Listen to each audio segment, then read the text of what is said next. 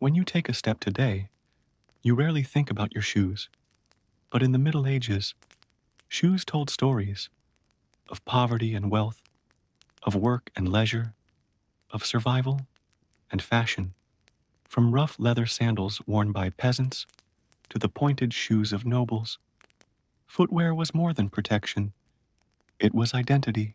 Tonight, we step into the forgotten world of medieval shoes and walk through history, one sole at a time. Shoes in the Middle Ages were not just coverings for the feet, they were statements of life, status, and necessity. A medieval street could be read like a book, with each pair of shoes telling its own tale.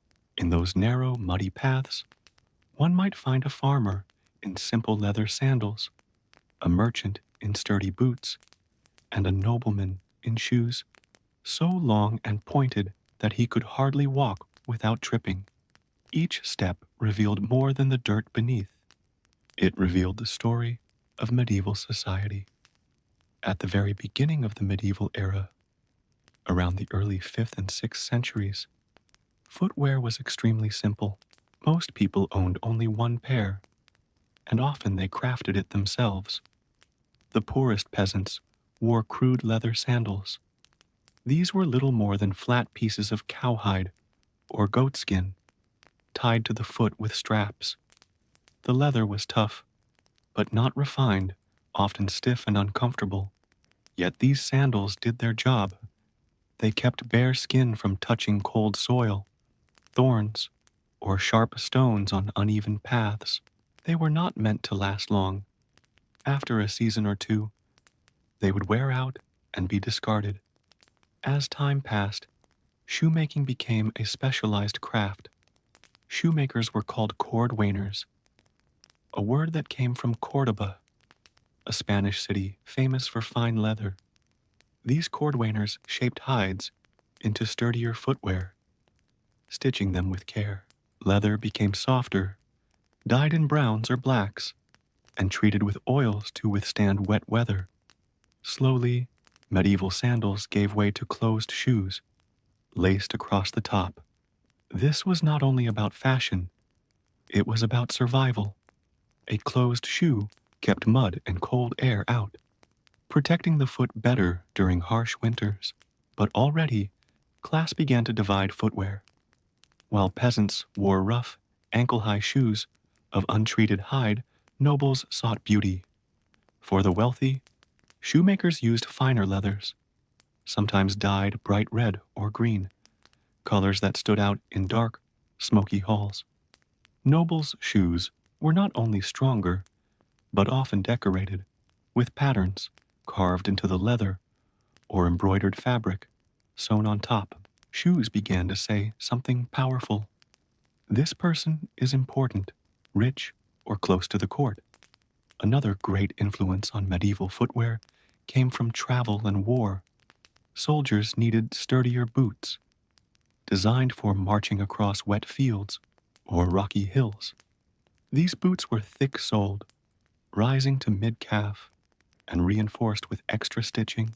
They protected against water and could last for months of hard use. Crusaders, returning from the East, brought back new ideas of footwear. Slippers from the Islamic world, fine sandals from the Mediterranean, and designs that would slowly blend into European styles. By the 12th century, shoes had become not just practical, but fashionable. In noble courts, men and women competed in extravagance. One of the most peculiar trends was the pointed shoe, known as the poulaine. These shoes had long, narrow tips, some so exaggerated that they extended several inches beyond the toes. To keep them from dragging, nobles tied the tips to their knees with strings. Imagine trying to walk in such shoes through a muddy street. The impracticality was obvious, but that was the point. These shoes screamed wealth, for only someone who did not need to work could afford to wear them. Meanwhile, peasants continued to wear simple, short shoes or ankle boots. Their lives demanded durability, not beauty. A farmer working in the fields needed thick leather soles to endure long hours of labor. Some peasants stuffed straw into their shoes to add warmth during winter. Others went barefoot when shoes wore out, especially children, whose feet grew too quickly for new pairs to be made.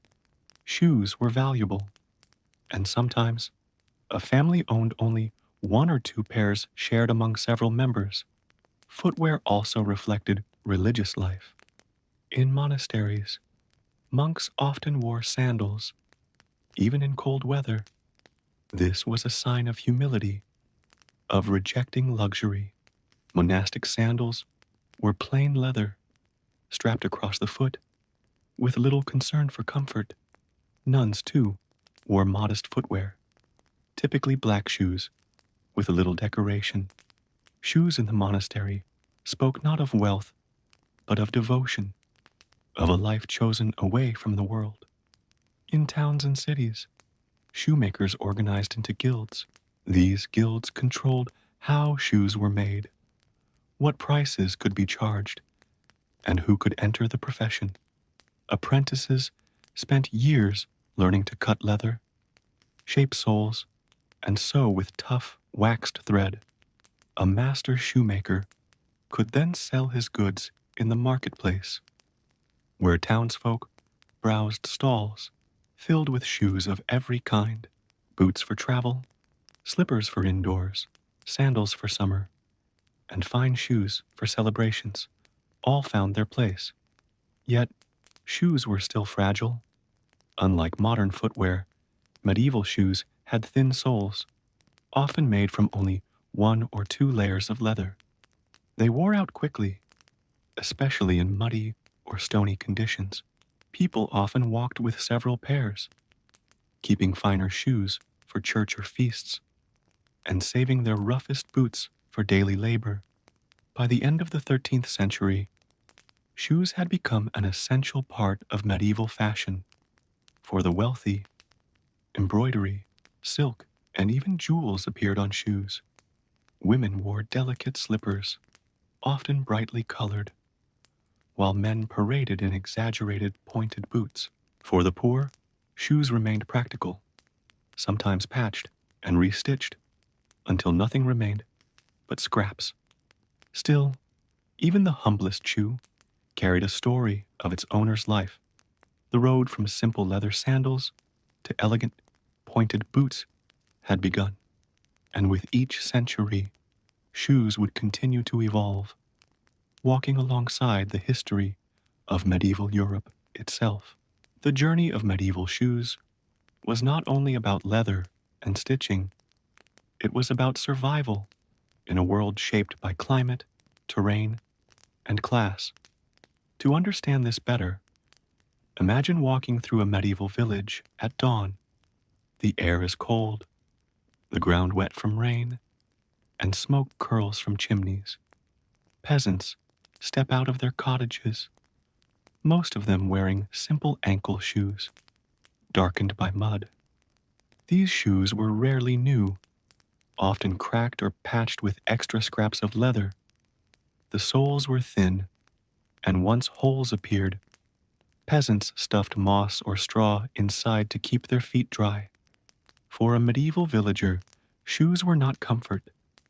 They were a fragile shield against a harsh world. Yet, despite their simplicity, even the poorest shoes reveal ingenuity. Peasants often crafted footwear at home, using whatever hides they had access to.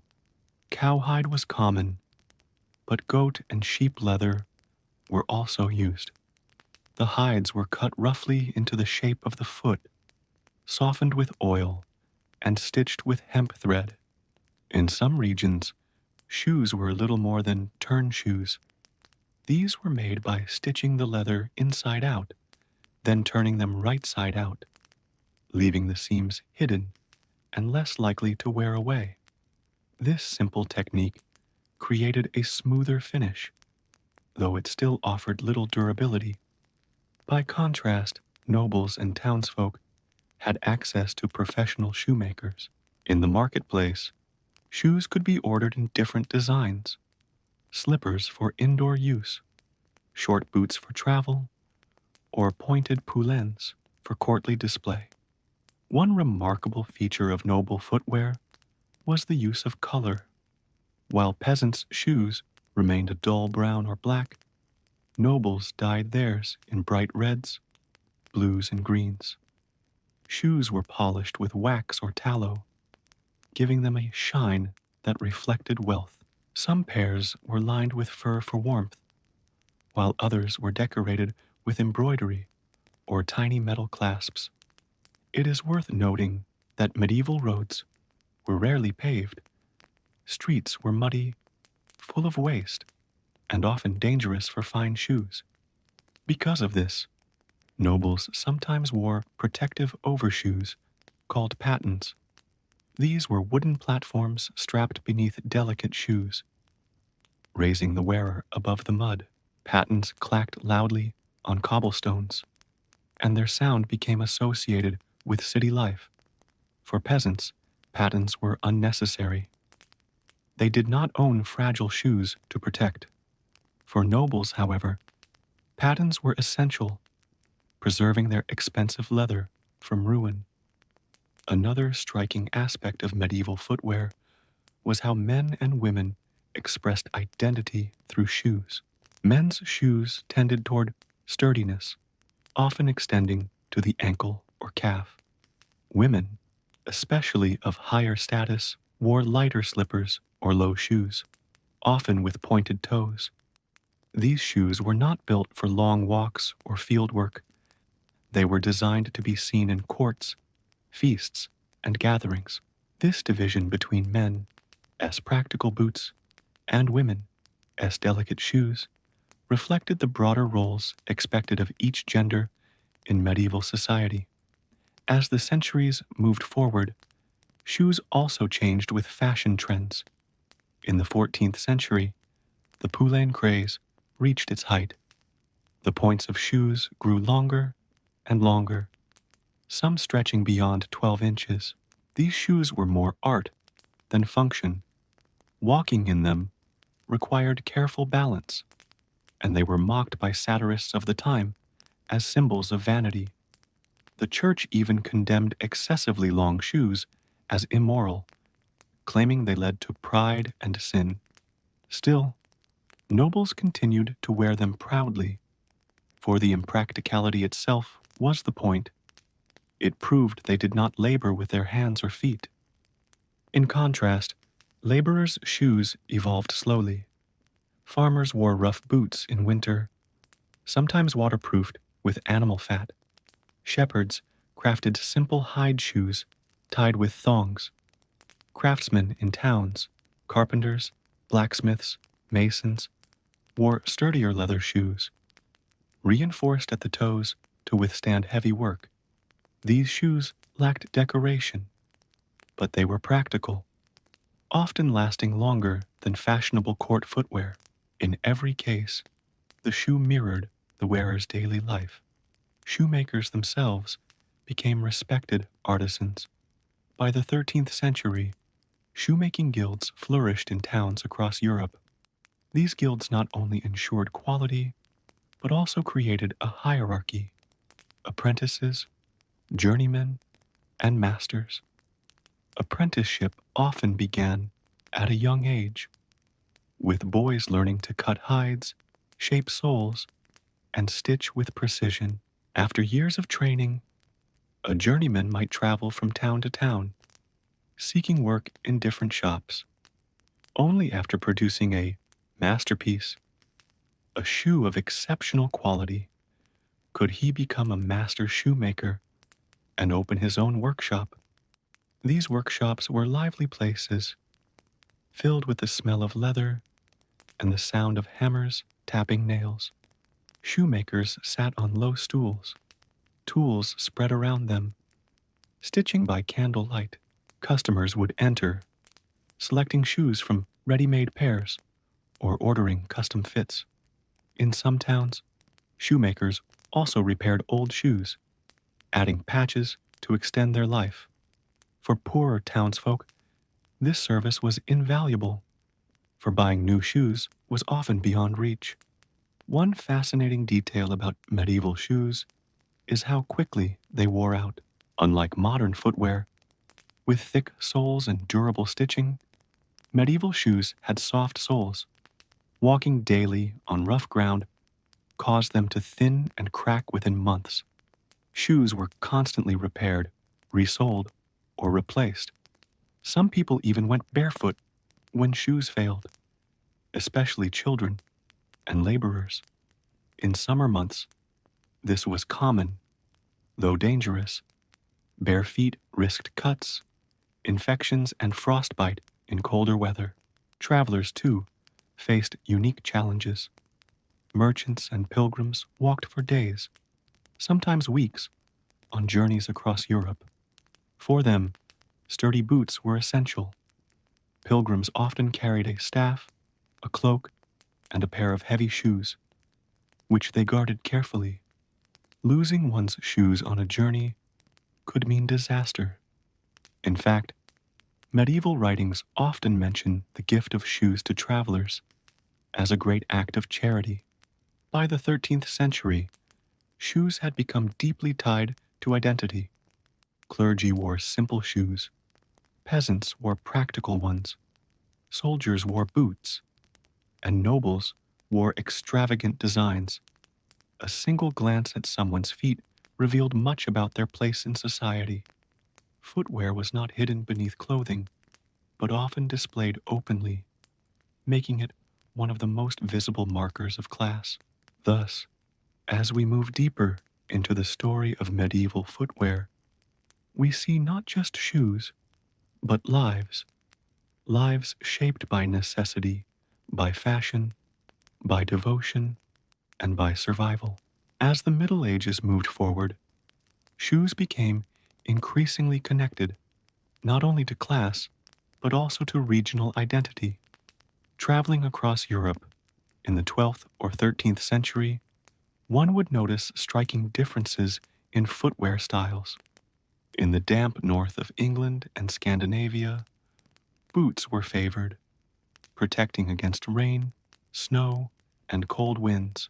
In southern Europe, Italy, Spain, and the Mediterranean coast, lighter shoes and sandals were still common, well suited for warmer climates. The materials, too, reflected local resources. In colder regions, fur-lined boots provided warmth, while in southern lands, softer leathers and even woven fibers found their way into shoe construction.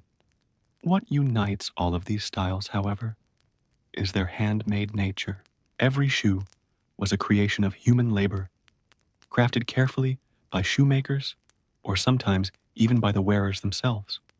The process began with hides, cowhide for durability, goatskin for softness, or sheepskin for lighter wear. The hides had to be tanned, a process both essential and unpleasant. Tanning used natural materials, such as oak bark, which contained tannins that preserved the leather.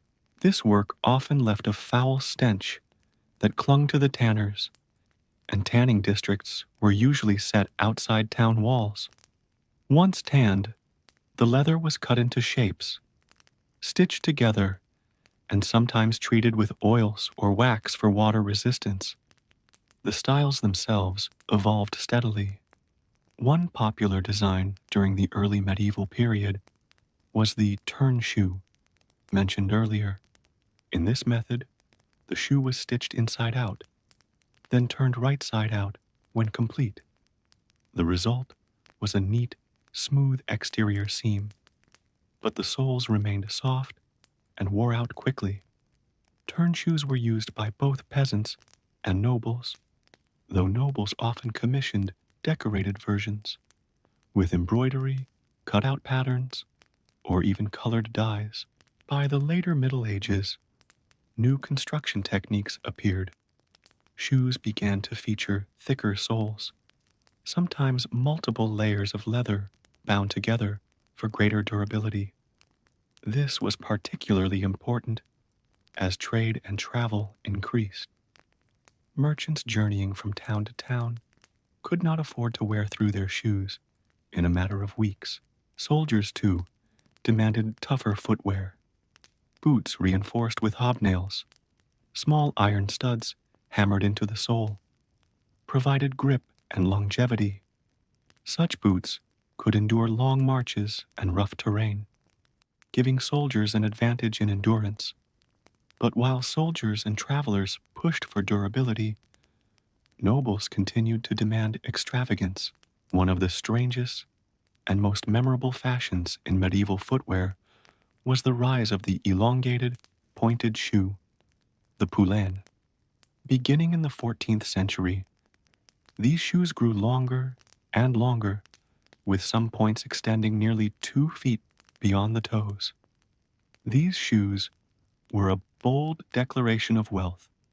They were not designed for farm work, for travel, or even for comfort. They were designed to impress. Walking in poulaines was awkward. To keep the long tips from flopping about, wearers sometimes stuffed them with moss or wool. Others tied them to their legs with ribbons. Yet despite their inconvenience, the fashion spread rapidly across Europe. Kings, princes, and nobles proudly displayed their elongated shoes in courts and banquets. For the wealthy, impracticality was the point. It proved they did not need to labor. Naturally, such extravagance attracted criticism. Religious leaders denounced the shoes as vain and sinful, declaring that their shape was an insult to God's creation of the human body. Some monarchs even attempted to ban excessively long shoes, declaring them unmanly or foolish. Yet, as often happens with fashion, these condemnations only seemed to make the style more popular among those eager to show off their wealth. Meanwhile, ordinary people watched these fashions from afar. For peasants, a shoe was still simply a tool of survival. A farmer needed sturdy soles to endure long days in the fields. A shepherd needed warmth during cold nights. A cobbler's apprentice needed shoes tough enough to withstand hours of standing in a workshop. In contrast to the nobles' flashy footwear, peasants' shoes were plain, unadorned, and practical. Yet even among peasants, small variations emerged. Some decorated their shoes with simple patterns cut into the leather. Others experimented with laces, straps, or buckles for better fit.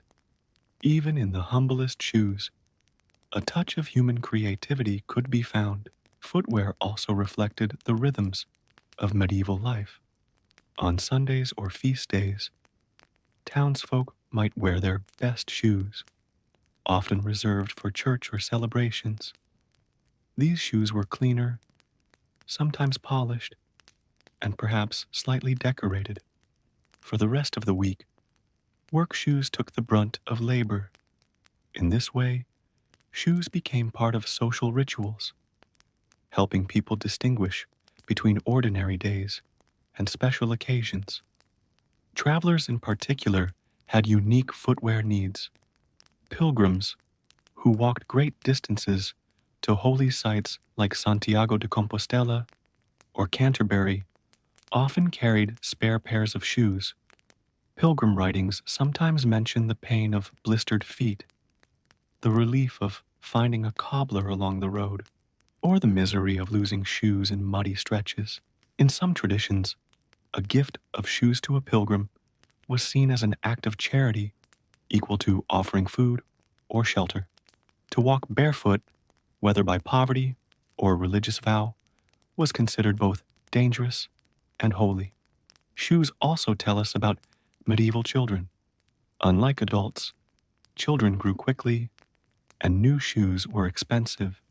As a result, children often went barefoot during warmer months, receiving shoes only in winter or for church.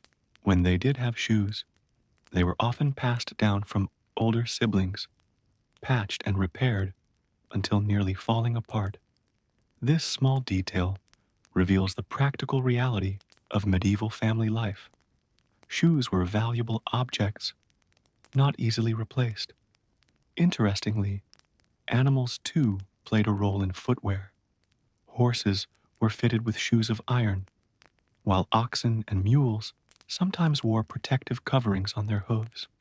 Shepherds occasionally wrapped their dogs' feet for long journeys across rough terrain. These parallels remind us that, in a world without modern roads, every step, human or animal, required protection. The story of medieval shoes is thus one of both commonality and contrast. Everyone needed footwear, from peasants to kings, but what they wore revealed their place in society. For some, shoes were tools of survival. For others, they were symbols of pride. For all, they were essential companions on the long, uneven paths of medieval life. By the high Middle Ages, shoes had become woven into the fabric of daily life, touching every class and profession in Europe. Walking through a bustling medieval town in the 13th or 14th century, one would see a patchwork of footwear styles. The blacksmith wore heavy, soot darkened shoes reinforced to withstand sparks. The baker wore simple leather shoes, scuffed and white with flour dust. Children darted through alleys barefoot, their parents saving shoes for colder months. And in the great hall of a noble household, courtiers glided across stone floors in brightly colored, exaggeratedly pointed poulaines. The shoemaker's craft had become more specialized. By this time, in many towns, shoemakers were divided into groups, depending on what kind of footwear they produced. Some made everyday work shoes, while others specialized in fine slippers for the wealthy. A separate group, known as cobblers, focused on repairs, patching old leather and adding new soles to shoes that still had some life in them. The line between cordwainers, makers of new shoes, and cobblers, repairers, became firmly drawn. To be a cordwainer was to hold prestige. It meant working with new leathers, creating something fresh, something to be displayed proudly in markets. Cobblers, though vital, worked with cast-offs, prolonging the usefulness of shoes that wealthier citizens had already discarded. It is fascinating to imagine how much effort went into preserving shoes, even among nobles. A fine pair of poulaines, or fur-lined boots, represented not just style, but significant expense. Leather had to be imported, dyes were costly, and embroidery required hours of skilled labor. Shoes were not disposable. They were investments. When the weather turned bad, nobles often relied on wooden pattens, slipping these clumsy platforms beneath their fine footwear to keep them safe from mud and waste in city streets. The clatter of pattens became a familiar sound in medieval towns, echoing off the stone walls as nobles and merchants hurried about their business. The popularity of pattens reveals a deeper truth about medieval footwear. It was fragile. Even the finest shoes wore out quickly on rough ground. Soles were thin, often no more than a few layers of leather. Rain seeped in, stitching came loose, and shoes lost their shape. Repairs were constant. A medieval household, whether rich or poor, depended on shoemakers and cobblers to keep their footwear functional. In many ways, shoes were like bread, essential, perishable, and always in demand. As fashion moved forward, shoes began to reflect not just class, but also morality. In some regions, church leaders declared that overly decorated or elongated shoes were signs of pride and vanity. Preachers mocked the absurdity of men stumbling about in shoes with points so long they had to be tied to their knees. Some bishops even tried to regulate shoe length, insisting that Christians should dress modestly.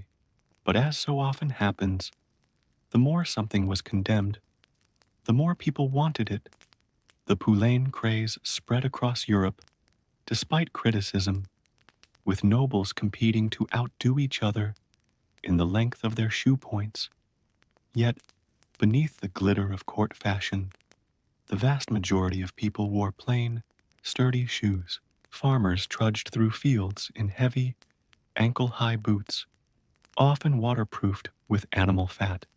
Shepherds relied on simple hide shoes, tied tightly with thongs.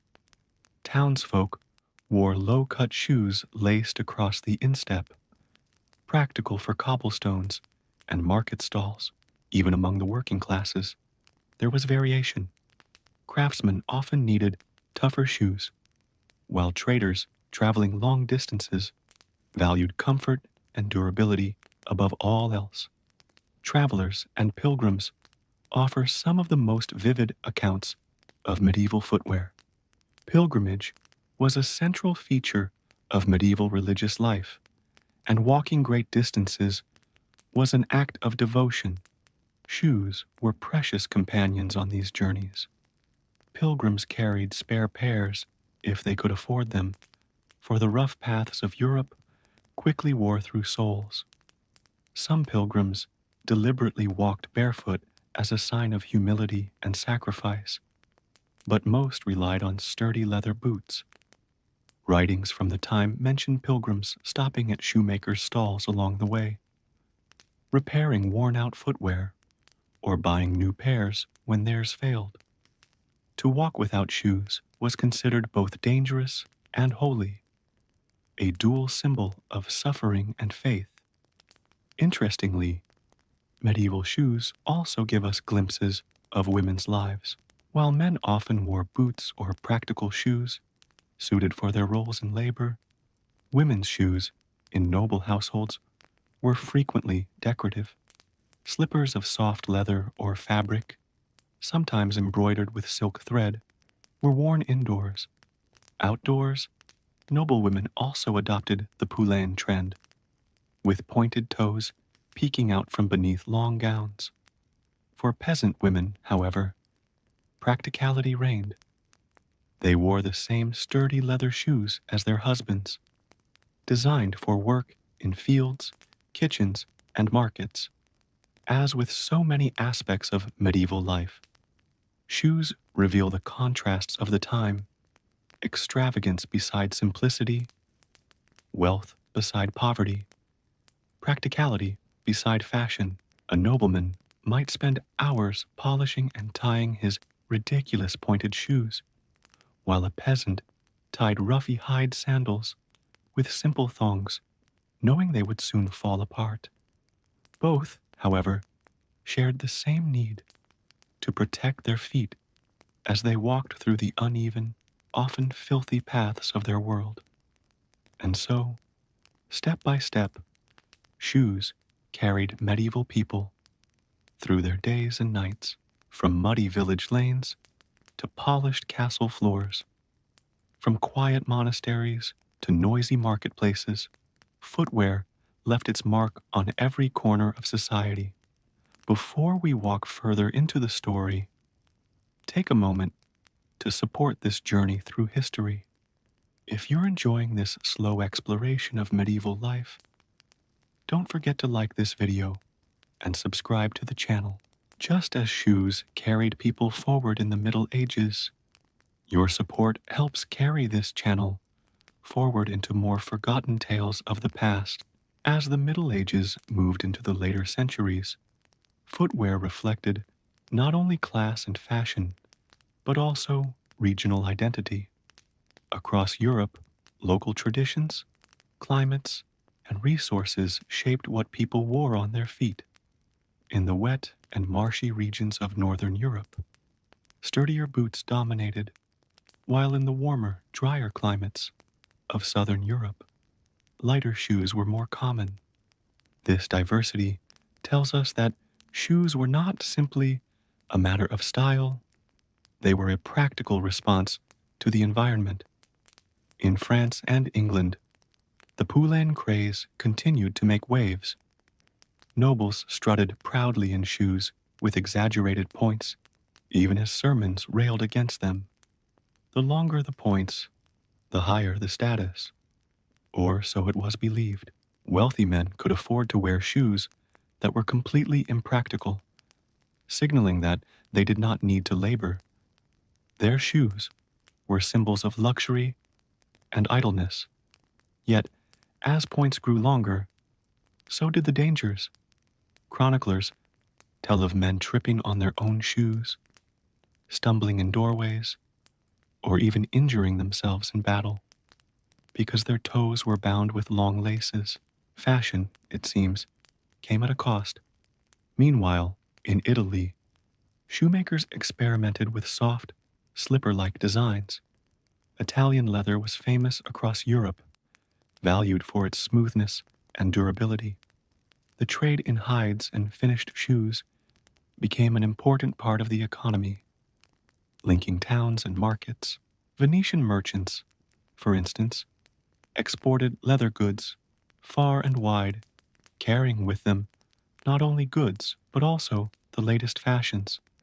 Shoes became a kind of silent ambassador of culture, spreading styles from one region to another. Germany and Central Europe developed their own traditions. Heavy boots with wide toes were popular in colder regions, practical for walking through snow and mud. In some areas, wooden shoes began to appear, particularly among peasants and workers. These early clogs offered durability and protection, though they lacked comfort. Wooden soles clattered loudly, but they shielded feet from sharp stones, wet ground, and animal waste. For the poor, durability often outweighed elegance. The guild system also played a significant role in shaping the shoemaking trade. By the 14th century, shoemakers' guilds controlled who could practice the craft, how it was taught, and even what materials could be used. Apprentices spent years learning to cut, stitch, and shape leather before becoming masters themselves. Guild rules were strict, ensuring quality and fairness in markets. At the same time, guilds fostered pride among shoemakers. To be part of a guild was to be part of a community, tied together not just by trade, but by tradition and identity. Shoes also found their way into literature and symbolism. In medieval tales and plays, shoes were sometimes used as markers of character. A ragged cobbler's shoes might symbolize poverty, while a knight's polished boots reflected honor and wealth. In certain folk tales, shoes even carried magical associations. Think of the idea of enchanted boots that allowed their wearer to walk great distances, or shoes that brought good fortune. The symbolic power of footwear was deeply woven into medieval imagination. But shoes were not only symbols, they were also central to everyday health. Without proper protection, feet were vulnerable to injury, infection, and cold. Medieval medicine often linked good health to proper balance and bodily harmony, and shoes were thought to play a role. Poorly made shoes could cause pain, while sturdy ones supported the body. In monasteries, simple sandals reflected humility, but they also exposed the wearer to the cold. Pilgrims, walking for weeks or months, often suffered from blisters and sores. For many, shoes were as vital as food and shelter. Archaeological finds from medieval towns have provided fascinating glimpses into everyday footwear. In London, for example, waterlogged conditions preserved leather shoes that would otherwise have rotted. These finds reveal a wide range of designs, from simple turn shoes with thin soles to elaborate decorated shoes with slashes, cutouts, and stitching patterns. Children's shoes have also been discovered, showing that even the young wore miniature versions of adult styles. Each shoe tells a story, frozen in time, about who wore it, where they walked, and how they lived. One particularly striking aspect of medieval shoes is their brevity of life. Unlike modern footwear, which can last for years with care, most medieval shoes wore out within months. Streets were muddy, stones were sharp, and leather was soft. Repairs were constant, and shoes were often passed down, resoled, or patched again and again. For peasants, a single pair of shoes might need to last through an entire year, regardless of weather or wear. As the medieval world evolved, so too did its footwear. Shoes reflected not only class and economy, but also the values and struggles of the people who wore them. They marked the difference between work and leisure, between poverty and wealth, between the humble and the powerful. From the clatter of wooden pattens on cobblestones to the soft shuffle of leather slippers across castle floors, shoes echoed the heartbeat of medieval society. They were not merely coverings for feet. They were markers of identity, status, and survival. And as fashion, faith, and practicality intertwined, medieval footwear walked the line between necessity and extravagance, always adapting, always evolving.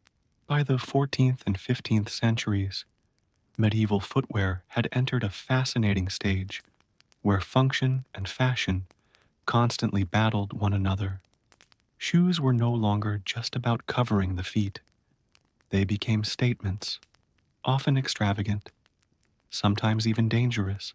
One of the most striking features of this era was the variety of pointed shoes, known as poulaines or cracos, which had already taken hold in noble courts, but now spread widely across Europe. These shoes, with their elongated toes, became so extreme that in some cases the points were more than half a foot long. The longer the toe, the greater the sign of status.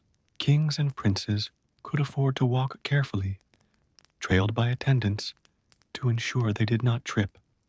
Knights and squires wore slightly shorter versions, while merchants and wealthy townsfolk adopted more practical styles that still carried fashionable points. The poorest, as always, remained with their simple, round-toed shoes, unable to indulge in the luxury of impractical fashion.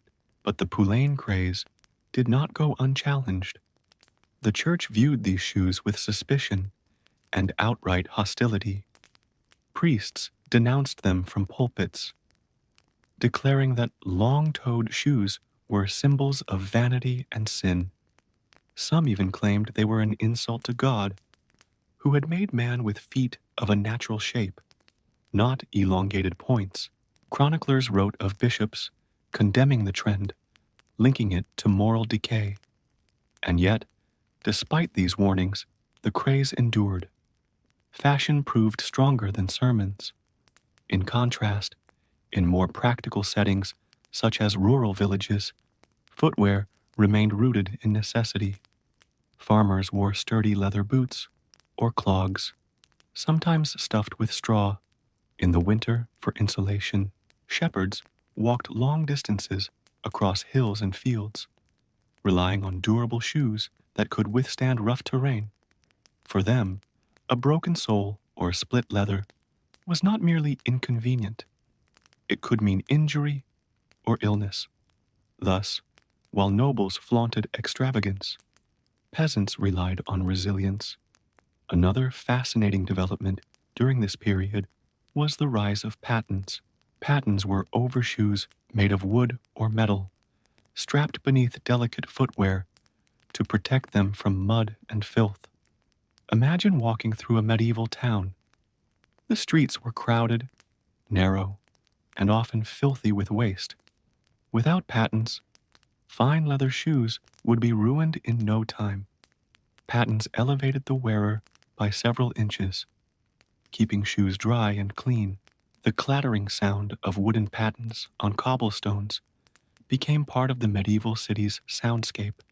In fact, it was so distinctive that later writers would refer to the clack of pattens as a familiar urban noise.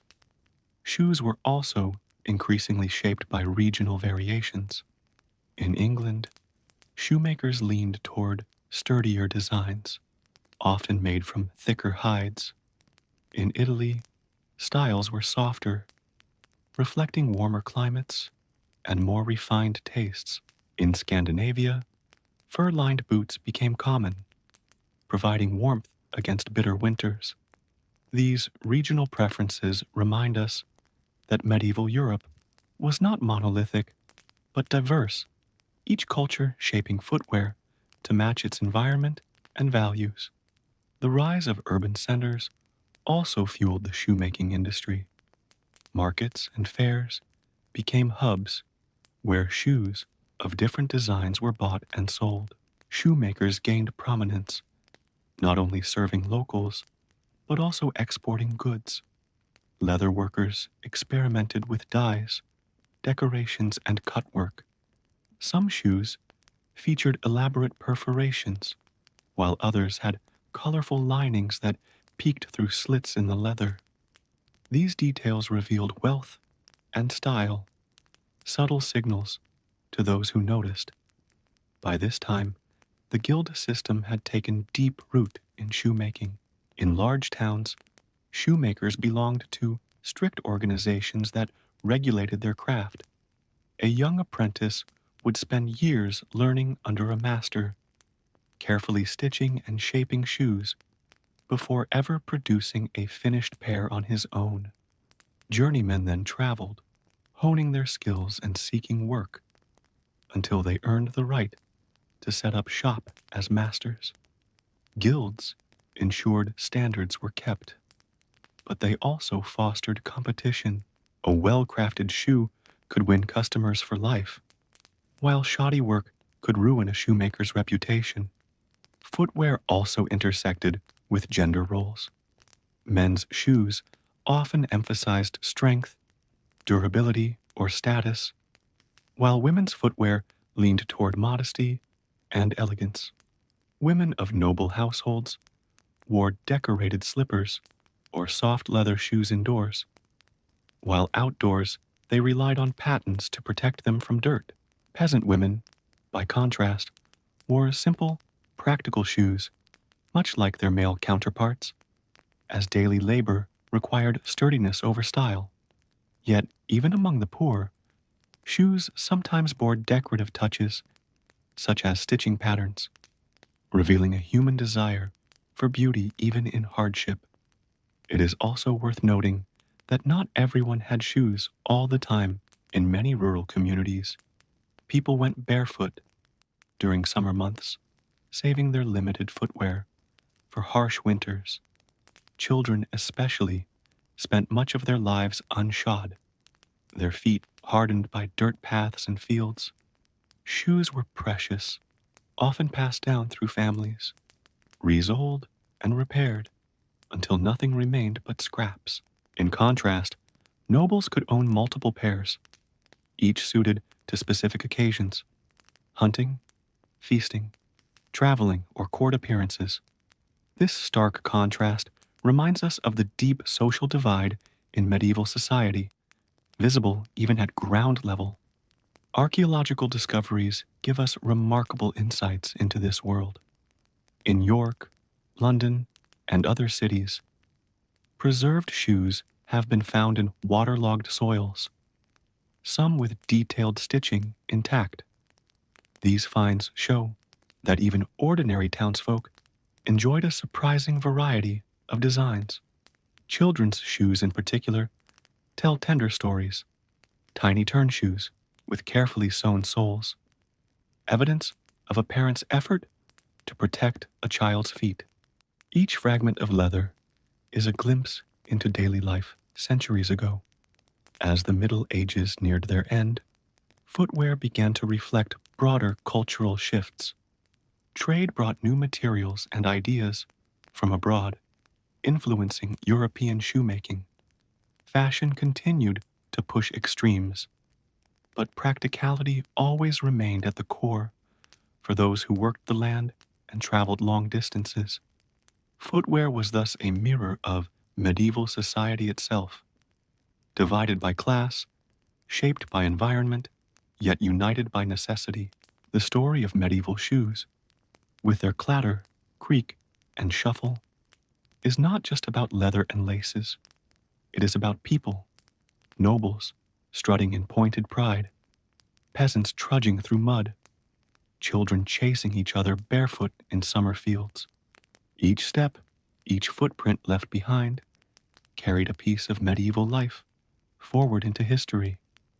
As medieval fashion matured, footwear continued to evolve in fascinating ways. Shoes were not just a necessity, they became a canvas for creativity, a marker of identity, and sometimes a point of controversy.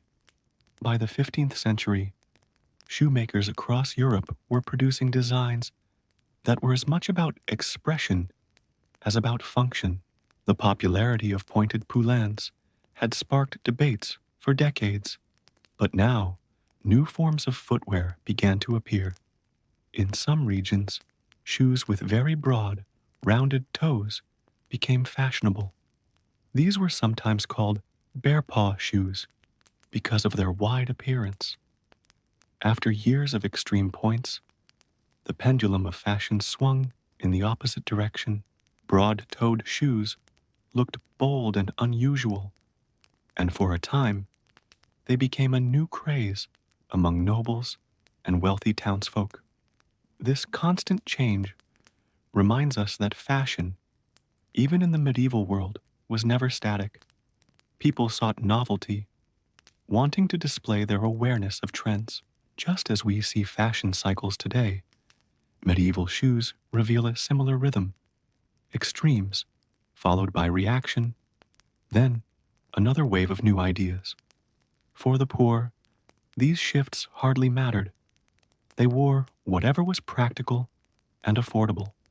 But for the rich, shoes were a chance to stand out. Interestingly, shoes were also used as indicators of political and social identity. In some courts, certain shoe styles were banned or reserved only for the elite. A long pointed shoe might be forbidden for commoners, while certain colors or decorations were kept for royalty. Footwear, then, was not simply a personal choice, but part of a larger social code. It was a language of its own, silently declaring one's place in the hierarchy. The making of shoes also advanced during this time. Techniques improved, allowing soles to be stitched more securely, and shoemakers experimented with stronger threads and tighter stitches. Some shoes were lined with fabric for comfort, while others were dyed in vivid colors, reds, greens, and blues. Wealthy patrons could afford shoes decorated with embroidery or even tiny metal fittings. This level of craftsmanship required immense skill, reinforcing the prestige of shoemaking guilds. Meanwhile, ordinary people relied on simple turn shoes, so named because they were stitched inside out and then turned right side out, hiding the seams. These were efficient, practical, and could be made relatively quickly. Even so, they were often repaired many times, with patches on soles and sides. Evidence shows that cobblers frequently stitched new soles onto worn shoes, giving them second and third lives. Nothing was wasted in a world where materials were precious.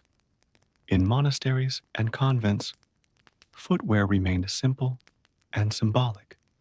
Monks often wore sandals or very plain shoes, reflecting vows of humility.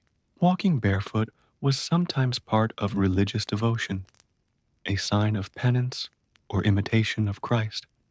Pilgrims, too, often endured long journeys in worn or inadequate footwear, their suffering seen as part of their spiritual journey. Shoes, in this sense, became more than physical coverings. They carried spiritual meaning. For travelers and merchants, shoes were crucial tools of survival.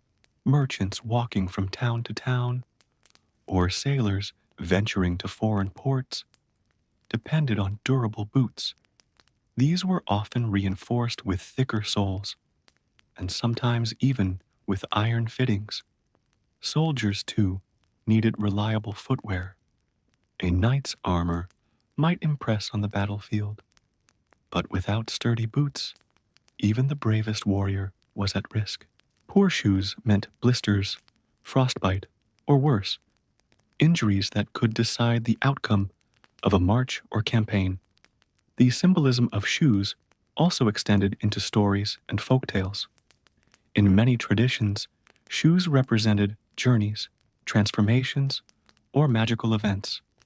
Tales of enchanted shoes or boots that allowed their wearer to travel great distances were common. In some wedding customs, shoes were linked with fertility or good fortune. A bride might receive a new pair of shoes to symbolize her new life. All of this shows that shoes were more than practical. They were woven into the imagination and rituals of medieval people. By the late medieval period, shoes were also becoming more standardized.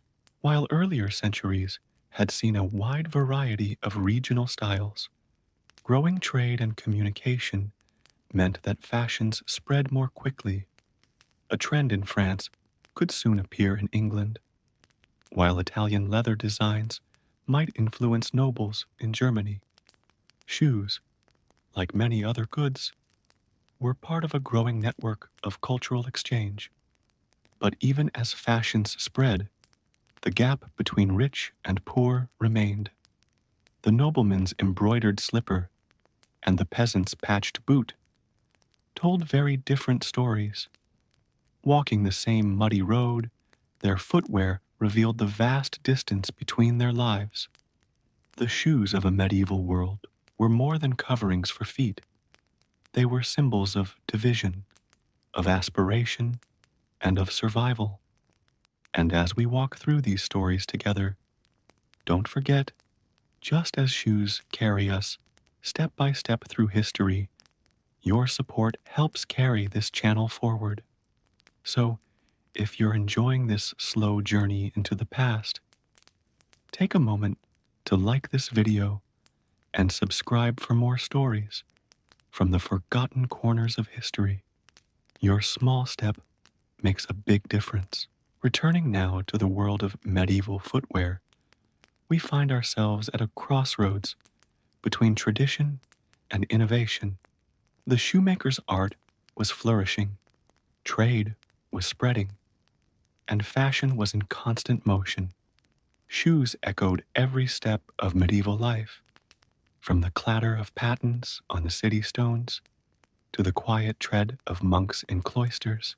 They tell us who medieval people were, how they lived, and what they valued. And as we continue this journey, more layers of their story come into focus, step by step, soul by soul.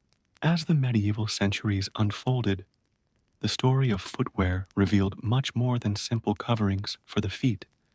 Shoes told tales of climate, geography, religion, and even politics. By studying their evolution, we begin to see how something as ordinary as a pair of shoes connected deeply to the rhythms of medieval life. In colder northern regions, boots became increasingly important.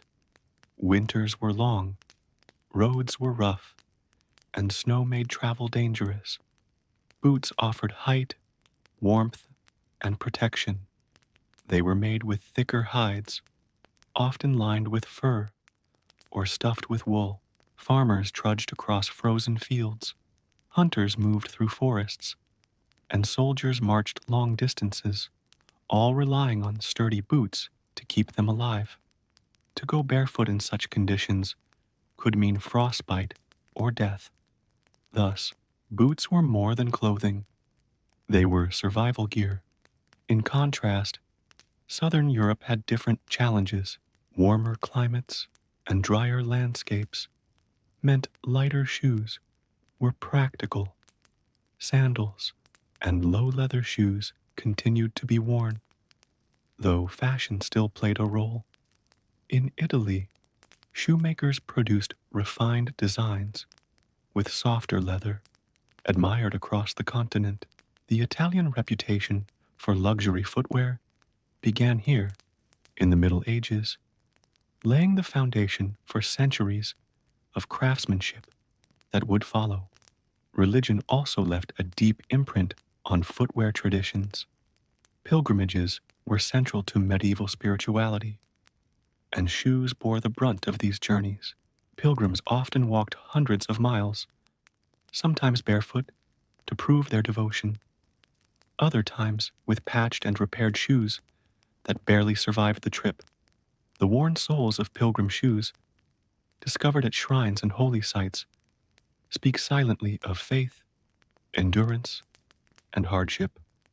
Monks and nuns, bound by vows of humility, kept their shoes plain and simple. Their sandals were not designed for display, but as symbols of modesty and discipline. In this way, even footwear became part of religious expression. Social rituals and customs also tied into shoes. At feasts or weddings, shoes could be part of celebrations. Giving shoes, repairing them, or even stealing them occasionally entered into traditions and jokes. In some regions, a bride's shoes were hidden as part of playful ceremonies. In others, shoes were passed down as heirlooms, reminders of family continuity. These moments remind us that shoes were not only practical, but woven into the joy and humor of daily life. Shoemaking itself was becoming more complex and respected. By now, towns and cities often had entire districts devoted to leatherwork. The tanner worked hides, the cobbler repaired, and the shoemaker crafted new designs. Guilds guarded their secrets and trained new generations. Apprenticeship was long and demanding, but it created skilled artisans who took pride in their work. For a shoemaker, each pair of shoes was more than a product. It was a mark of honor. The durability of shoes remained a constant challenge. Even the best-made footwear wore down quickly on muddy, uneven streets. This is why pattens, those wooden overshoes, remained so important. They kept shoes above the dirt, prolonging their life. Yet pattens were awkward and noisy, and many disliked them. Still, the clack of pattens became one of the unmistakable sounds of medieval towns. Some cities were so loud with wooden footsteps that regulations were proposed to control when and where pattens could be worn. Archaeological finds enrich this picture. In medieval London, layers of mud preserved thousands of discarded shoes, giving us a museum beneath the streets. Some were simple turn shoes, others decorated with cutouts or dyed leather. The range of styles shows that even common townsfolk cared about appearance, not just function. In some cases, initials or small patterns were cut into shoes, almost like signatures, personalizing them in ways that make these artifacts feel alive even today. Children's shoes are among the most poignant discoveries. Tiny, carefully made, they mirror adult styles, suggesting that parents, despite hardship, valued comfort and beauty for their young. Some were patched repeatedly, evidence of care and resourcefulness. To hold such a shoe today is to imagine the child who once ran through medieval streets, chasing friends or helping with chores, their footsteps long faded, yet preserved in leather. Shoes also carried legal and symbolic weight. In certain customs, removing or giving shoes represented agreements or promises. For example, in some transactions, handing over a shoe was a sign of sealing a deal. Shoes symbolized steps taken, journeys begun, and commitments made. The act of walking itself was tied to responsibility and progress, and shoes embodied that symbolism. The later medieval period also witnessed experimentation with decoration. Wealthy individuals commissioned shoes with embroidery, precious metals, or colored fabrics. These were rarely practical, but they dazzled in courts and feasts. Some were so delicate they were never meant for muddy streets at all, worn only indoors to impress. These extravagant shoes existed not to serve the body, but to display wealth and taste. Yet the divide between rich and poor remained sharp. While nobles flaunted luxury, peasants clung to durability. A farmer might own a single pair of shoes for years, repairing them endlessly. A noble might own dozens, discarding them once fashions shifted. This contrast shows how shoes embodied inequality, visible in every village and city street. By the closing centuries of the Middle Ages, footwear had become a true art form. Its evolution, from simple sandals to elaborate boots and slippers, captured the story of human needs, desires, and imagination. And though centuries have passed, the footprints of medieval shoes remain with us, preserved in artifacts, stories, and traditions. By the late Middle Ages, shoes had evolved into more than mere tools. They were indicators of wealth, occupation, and even moral standing. The gap between luxurious court shoes and the practical footwear of peasants reflected the rigid social hierarchy that defined the era. Nobles and wealthy merchants displayed their status with polished, decorated, or pointed shoes, while ordinary townsfolk focused on durability and repairability. In urban centers, the shoemaking industry thrived. Shops clustered near markets, and the presence of guilds ensured that quality standards were maintained. Apprentices spent years mastering the craft, learning to select the best hides, cut patterns efficiently, and stitch with precision.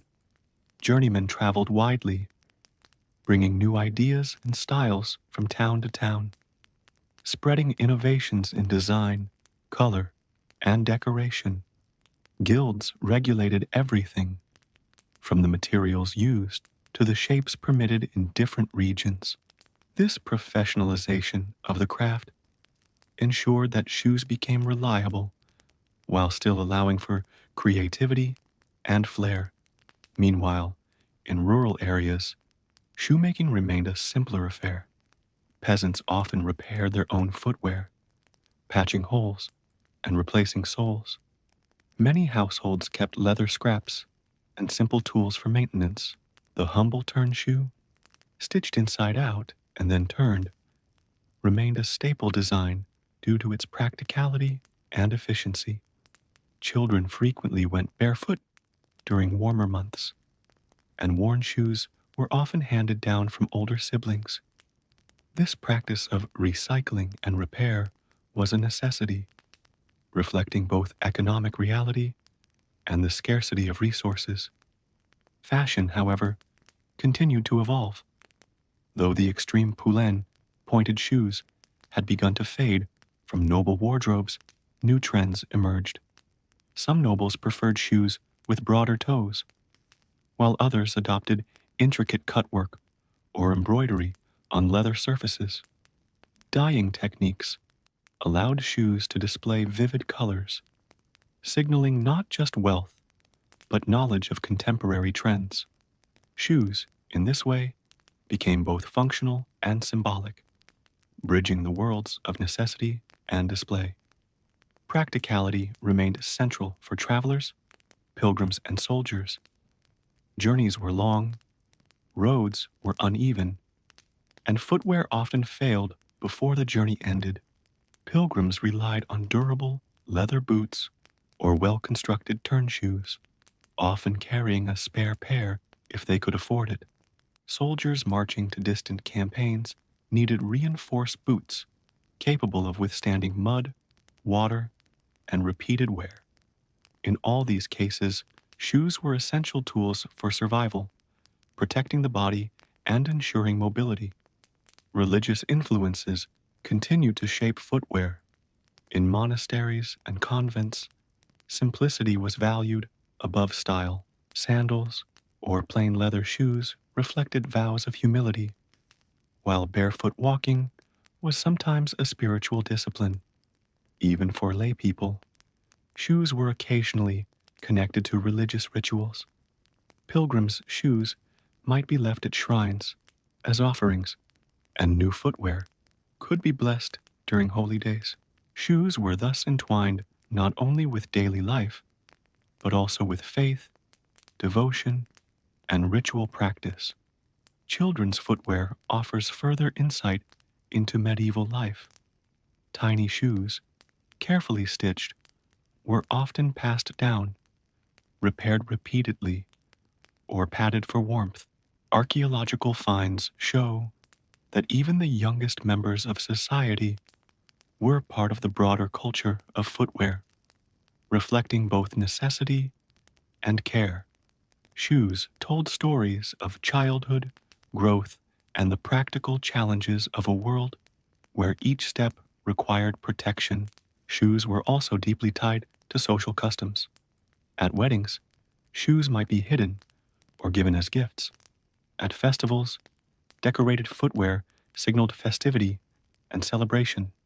In business dealings, the act of giving or receiving shoes could symbolize agreements or promises.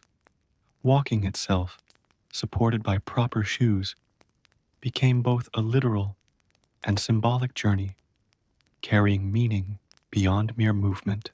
Craftsmanship reached impressive levels in the late medieval period. Shoemakers experimented with layering soles, adding lining, and reinforcing heels. Metal fittings were sometimes added for both decoration and durability. Leather dyes introduced reds, greens, and blues into wardrobes, while embroidery and cutwork allowed for personalized designs. Footwear was now an art form, reflecting skill, creativity, and social awareness. The contrast between rich and poor remained stark. While nobles could afford multiple pairs, each designed for a specific occasion, peasants relied on a single pair, repaired and patched until no further use was possible. Shoes were markers of inequality, highlighting the different realities of daily life. Yet despite these divides, shoes were universally essential.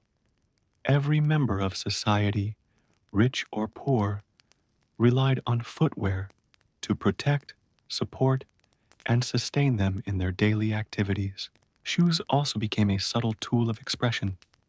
Through color, shape, decoration, or wear, they communicated status, profession, or personal taste. A blacksmith's heavy boots signaled work and resilience. A merchant's polished shoes hinted at commerce and wealth. A noblewoman's embroidered slippers reflected elegance and refinement. In this way, shoes spoke silently, conveying information about the wearer without a word being spoken. By the end of the medieval period, footwear had completed a remarkable journey, from simple leather sandals to reinforced boots, from practical turn shoes to extravagant poulaines.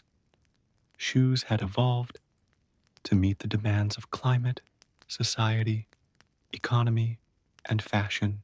They were tools of survival, objects of beauty, and symbols of identity, reflecting the complex and layered lives of the people who wore them.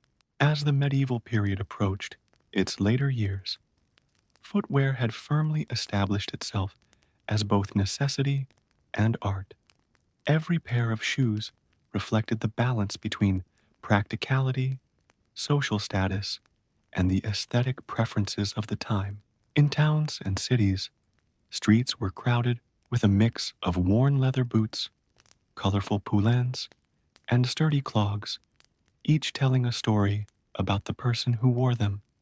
Shoemaking had become a well respected craft. Guilds dominated the industry, regulating who could make shoes, the methods used, and the materials allowed. Young apprentices would spend years mastering every aspect of the craft, from selecting the finest leather to stitching soles with precision. Journeymen traveled between towns, learning new techniques and bringing innovation back to their masters. This ensured a level of craftsmanship that could produce both functional work shoes and ornate courtly footwear. Nobles continued to flaunt their status through their shoes, while extreme poulaines had declined. Pointed or elaborately shaped shoes remained fashionable. Colored dyes, embroidery, and metal fittings allowed shoes to become visible symbols of wealth. They were worn as much to impress guests as to protect the feet. Even indoors, slippers made of soft leather or fabric were used to signify refinement and taste. In this way, shoes were a language, silently communicating wealth, fashion awareness, and social rank.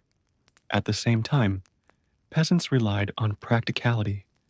Their shoes were designed to withstand years of hard work. Turn shoes, with patched soles and reinforced seams, were the standard. Many families repaired shoes themselves, extending their lifespan. Farmers, shepherds, and laborers depended on sturdy boots to traverse fields, forests, and muddy village roads. Durability was more valuable than appearance, though subtle variations in design sometimes revealed a family's skill or resourcefulness. Travelers and pilgrims provide an especially vivid glimpse into medieval footwear. Pilgrims often walked hundreds of miles, relying on the durability of their boots or turn shoes. Some went barefoot to display humility and devotion, while others carried spare shoes for the long journey. Soldiers on campaigns also needed reliable footwear. A single blister or worn sole could spell disaster on a march. Footwear was as critical to survival as food or water, yet it also carried cultural meaning, signaling status, devotion, and readiness. Religious influence remained strong. Monks, nuns, and other religious figures often wore simple shoes or sandals, reflecting vows of humility. Shoes were sometimes blessed during religious ceremonies, linking daily life to spiritual practice. Pilgrims left shoes at shrines as offerings, symbolizing both gratitude and devotion. Even everyday footwear carried traces of faith, showing how closely religion permeated the mundane aspects of medieval life. As fashion shifted, so did the forms and materials of shoes. In Italy, shoemakers experimented with soft leather and intricate designs, often exporting their craftsmanship across Europe. In northern regions, boots became heavier and more insulated, ideal for harsh winters. Across the continent, shoes were adapted to both environment and social expectation, demonstrating the creativity and resourcefulness of medieval shoemakers. Children's shoes continued to provide a poignant glimpse into the past. Small, carefully constructed turn shoes reveal the care parents took in protecting their children's feet. Some were patched repeatedly, showing how families extended the life of every valuable pair. These tiny shoes mirror adult designs, reflecting society's concern with style, function, and status, even among the youngest. Shoes also had symbolic and legal roles. Giving, removing, or exchanging shoes could signify agreements, promises, or social gestures. Festivals, weddings, and communal gatherings often incorporated shoes into playful customs or ceremonies. They were more than utilitarian items. They were embedded in ritual, culture, and everyday life.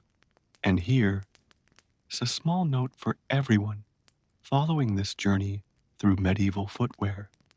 Just as shoes carry people forward, your support carries this channel forward. If you're enjoying these stories of the past, don't forget to like this video and subscribe for more tales from forgotten corners of history. Every step you take with us makes this exploration possible. By the end of the medieval period, footwear had become a remarkable reflection of society itself. Practical boots, decorative slippers, and elaborate poulaines all reveal the rhythms of daily life, the challenges of travel, and the aspirations of different social classes. Shoes were more than coverings. They were tools, symbols, and works of art, connecting people to their environment, community, and even spiritual life. Archaeological finds, guild records, and written accounts all attest to the complexity of medieval footwear. Every step tells a story, from the muddy roads of villages to the polished floors of castles. Footwear shaped the way people moved, interacted, and expressed themselves, leaving an imprint that remains visible centuries later. As we continue to explore the evolution of shoes, it becomes clear that these objects, so ordinary and essential, carry extraordinary historical significance. They offer a window into medieval life, revealing not just what people wore, but who they were, what they valued, and how they navigated the world around them. By the turn of the 16th century, medieval footwear had reached a remarkable level of diversity and specialization. Shoes were no longer simply items of necessity. They reflected occupation, climate, social status, and even personal taste. Every cobblestone street, castle hall, and monastery corridor carried the echoes of footsteps, each shoe telling its own story. In rural communities, practicality remained paramount. Farmers and laborers relied on sturdy boots with reinforced soles, thick leather, and simple lacing. Fields, forests, and muddy roads demanded footwear that could withstand constant wear. Repairs were frequent, with new soles stitched on, patches applied, and worn leather treated to prolong its life. Turn shoes remained common, valued for their efficient construction and flexibility. Many households kept a small toolkit to mend shoes, understanding that durability was essential for survival. Urban shoemaking became increasingly specialized. In major cities, shoemakers were organized into guilds, controlling not only who could practice the craft, but also the quality of materials, styles, and pricing. Apprenticeships lasted years, during which students learned the subtleties of cutting, stitching, dyeing, and shaping leather. Journeymen traveled between towns, spreading new techniques and ideas. Guilds also maintained social hierarchies, with masters commanding respect and apprentices aspiring to achieve recognition. Fashion trends continued to influence shoe design.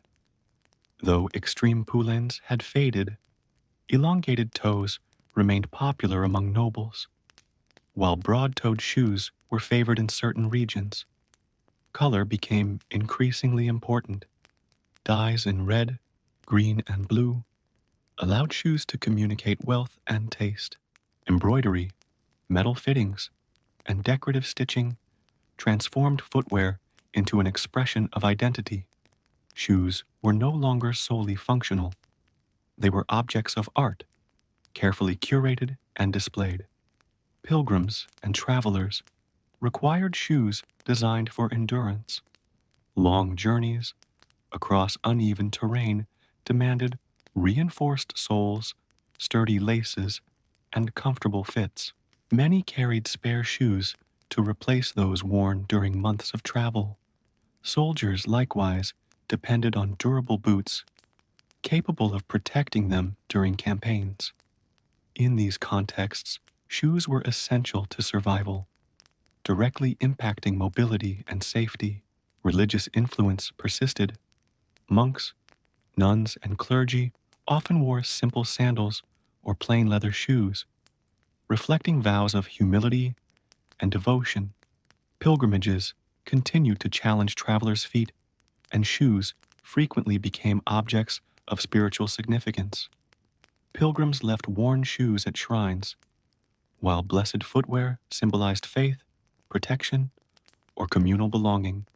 Shoes thus bridged the material and spiritual worlds, embodying both physical function and symbolic meaning. Children's footwear illustrates the care families invested despite economic constraints. Tiny shoes, often patched and repaired, mirrored adult styles. These miniature shoes protected young feet while reflecting the aesthetic preferences and social aspirations of families. Archaeological evidence shows that even the poorest households made efforts to ensure children had functional and well-fitting footwear, emphasizing the importance of shoes in daily life. Shoes also played roles in cultural rituals. Festivals, weddings, and market fairs incorporated footwear into customs, often symbolizing agreements, transitions, or status. Giving or removing shoes could seal deals, mark milestones, or express communal bonds. Footwear was embedded in social interactions, connecting people in subtle yet meaningful ways. Despite advancements, shoes were still highly perishable. Even the most carefully constructed pair could wear out quickly on muddy streets or rocky paths. Repairs and modifications were routine. Leather was resilient, but not indestructible, and many shoes were passed down from one wearer to another, extending their usefulness. This cycle of wear, repair, and reuse was a hallmark of medieval life, reflecting the resourcefulness and practicality of its people. Regional variation continued to shape footwear. Northern Europe favored insulated boots to combat harsh winters, while southern regions leaned toward lighter, softer shoes suitable for warmer climates. Italy gained renown for finely crafted leather shoes, often exported to other regions. These differences reveal how shoes were adapted to local needs, climate, and resources, while still accommodating style and status. Symbolism remained deeply intertwined with shoes. Footwear could signify occupation, class, morality, or wealth. A laborer's patched boots communicated hard work and resilience, while a noble's embroidered slippers conveyed refinement and privilege. Shoes silently told the world about the wearer's role, identity, and position within society. By the late medieval period, shoes had become complex cultural artifacts, from the simple leather turn shoe to the elaborately decorated noble slipper. They embodied the tensions between function and fashion, necessity and display, survival and style.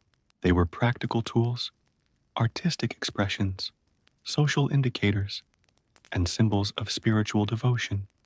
Every step taken in medieval shoes tells a story. The clatter of pattens in city streets, the quiet shuffle of slippers in castle halls, the sturdy tread of boots across fields, all carry fragments of medieval life. Footwear, seemingly mundane, becomes a window into the daily experience, struggles, and values of people long gone. Even today, surviving shoes, guild records, and archaeological finds allow us to reconstruct the lives of those who walked centuries before us. The evolution of medieval shoes is more than a tale of leather and thread. It is a story of society itself, reflecting human ingenuity, adaptation, and expression. As the medieval era progressed, shoes continued to reflect the delicate balance between practicality, fashion, and social signaling. Footwear was no longer a mere protective covering. It had become a symbol of identity, status, and regional culture. Every pair, whether simple or extravagant, told a story about the wearer's life, occupation, and place in society. In rural communities, durability was essential. Farmers, shepherds, and laborers relied on sturdy boots to traverse uneven, muddy terrain. Turn shoes, reinforced with patched soles, were the standard. Many families maintained small repair kits, ensuring that shoes could be fixed and reused as long as possible. For peasants, a single pair might last years, repaired repeatedly and passed down among family members. Every stitch, every patch, was a testament to resourcefulness and necessity. Urban shoemaking flourished, with guilds playing a central role. Guild regulations controlled training, production quality, and materials used. Apprentices would spend years learning under masters, perfecting skills from cutting leather to hand stitching soles. Journeymen traveled between towns, acquiring knowledge and spreading innovations. This system ensured both quality and innovation, creating footwear that was practical, yet capable of reflecting contemporary fashion trends. Fashion continued to evolve. Though extreme pointed poulaines had largely disappeared, elongation remained a sign of status among nobles. Shoes were often dyed in vivid colors and decorated with embroidery or metal fittings. This transformed footwear into a silent communicator of wealth and social awareness. Even indoor slippers were carefully designed, signaling refinement and taste without uttering a word. Pilgrims and travelers required shoes designed for endurance. Long journeys demanded reinforced soles and comfortable fits, sometimes with multiple pairs carried for substitution. Soldiers depended on durable boots, capable of protecting feet over long marches and in harsh conditions. Shoes were essential tools, directly affecting survival, mobility, and performance in both work and travel. Religious influence shaped footwear choices. Monks, nuns, and clergy often wore simple sandals or unadorned leather shoes, reflecting vows of humility. Pilgrims sometimes walked barefoot as a demonstration of devotion, while others carried well-maintained shoes for practical needs.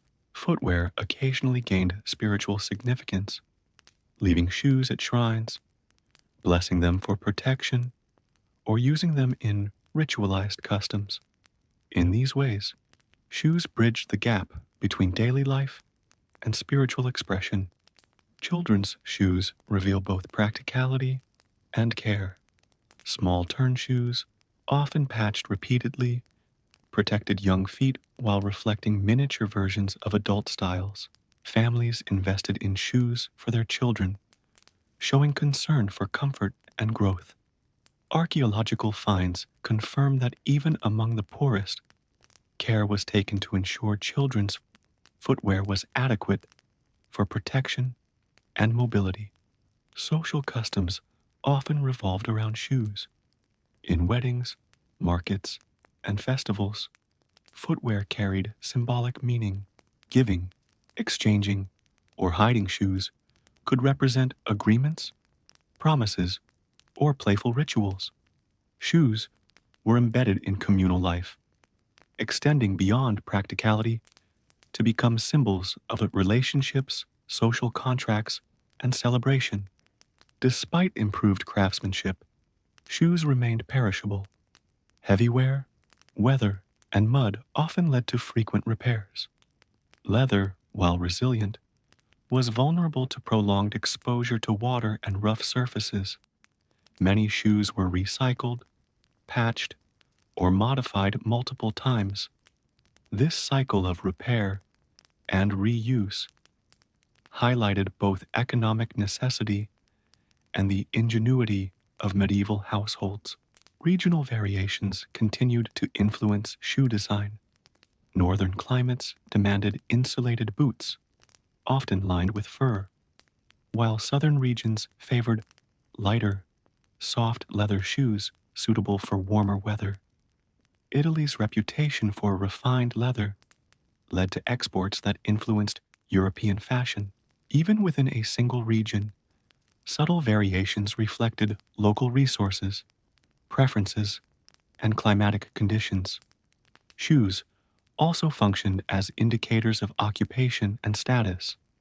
A blacksmith's heavy boots, a merchant's polished shoes, and a noblewoman's embroidered slippers each communicated specific roles within society. Footwear silently broadcast social identity, moral standing, and economic power, making shoes more than mere utilitarian objects. By the late medieval period, shoes were a complex cultural artifact.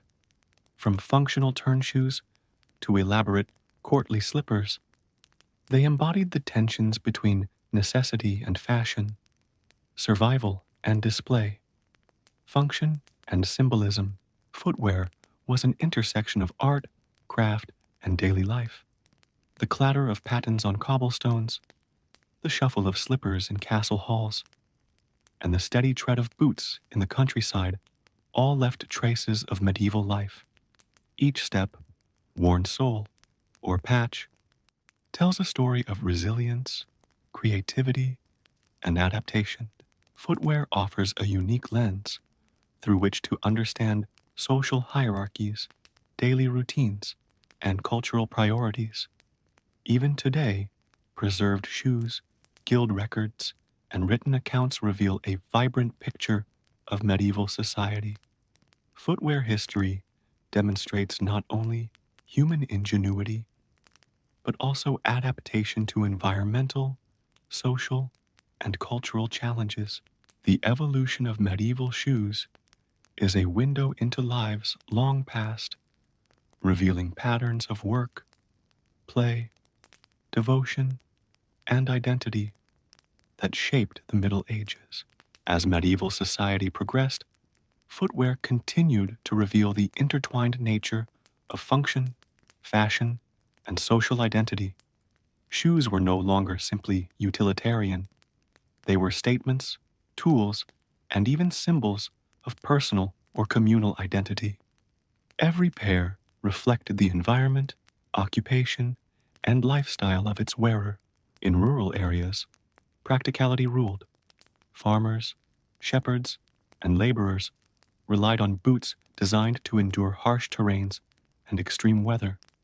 Thick soles, sturdy leather, and reinforced stitching were essential. Turn shoes were common, stitched inside out and then reversed. A simple yet effective technique. Repair and reuse were constant practices. Patched soles, stitched holes, and treated leather extended the lifespan of a single pair for years. These shoes were a lifeline, allowing peasants to work, travel, and survive in demanding conditions. Urban shoemaking grew increasingly sophisticated. Guilds controlled the trade, enforcing standards for quality, materials, and design. Apprentices trained under masters for years, learning cutting, stitching, dyeing, and sole construction. Journeymen traveled between cities, spreading innovation and gathering techniques. Guild oversight ensured consistency and encouraged creativity. The result was a thriving footwear culture capable of meeting both practical needs and fashionable demands. Fashion trends influenced shoe design even as practicality remained crucial. Although extremely pointed poulaines had declined, elongated toes and decorative shapes persisted among nobles. Bright dyes and metal fittings conveyed wealth and style, while embroidery and cutwork offered personalization. Shoes became a language of silent communication, status, taste, and cultural awareness expressed without a word. Even indoor slippers reflected elegance, demonstrating how pervasive the cultural significance of shoes had become. Travelers and pilgrims required reliable footwear for endurance. Long journeys necessitated reinforced soles and sturdy leather, sometimes with multiple pairs carried for substitution. Soldiers depended on boots that could withstand marches, mud, and weather. Footwear was vital for survival, affecting mobility, comfort, and the ability to perform essential tasks. In this way, shoes were integral to both daily life and extraordinary endeavors. Religious influence shaped footwear choices profoundly. Monks and nuns often wore simple sandals or plain leather shoes as expressions of humility. Pilgrims sometimes traveled barefoot to demonstrate devotion or penance, while others maintained well-crafted shoes for practical purposes. Shoes could acquire spiritual significance, blessed or left at shrines, bridging daily function with faith and ritual practice. Children's shoes were a reflection of care and resourcefulness. Small, carefully constructed turn shoes often mirrored adult styles, patched repeatedly and passed down within families.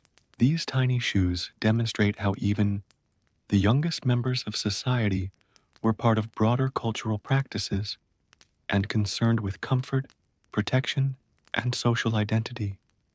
Shoes also held social and symbolic meaning. Festivals, weddings, and communal gatherings often incorporated footwear into rituals or customs. Exchanging, gifting, or hiding shoes could represent agreements, promises, or playful gestures. Footwear became a medium for communication and participation, connecting individuals to social norms and collective life. Despite craftsmanship improvements, shoes remained perishable. Leather, while resilient, could wear down on cobblestones, muddy paths, or forest trails. Frequent repairs were routine, and recycling of old shoes was common. This culture of repair, reuse, and adaptation illustrates both economic necessity and the ingenuity of medieval people. Regional variation shaped footwear across Europe. Northern regions favored insulated boots with fur lining for warmth, while southern climates relied on lighter leather shoes. Italy became renowned for fine craftsmanship, exporting shoes to influence continental styles. Local resources, climate, and cultural preferences all shaped shoe design, demonstrating how environment and society intersected in everyday objects. Shoes also communicated social identity. A blacksmith's heavy boots, a merchant's polished shoes, or a noblewoman's embroidered slippers each signaled status, occupation, and lifestyle. Footwear functioned as a non-verbal language, silently communicating wealth, morality, and profession. This made shoes more than utilitarian.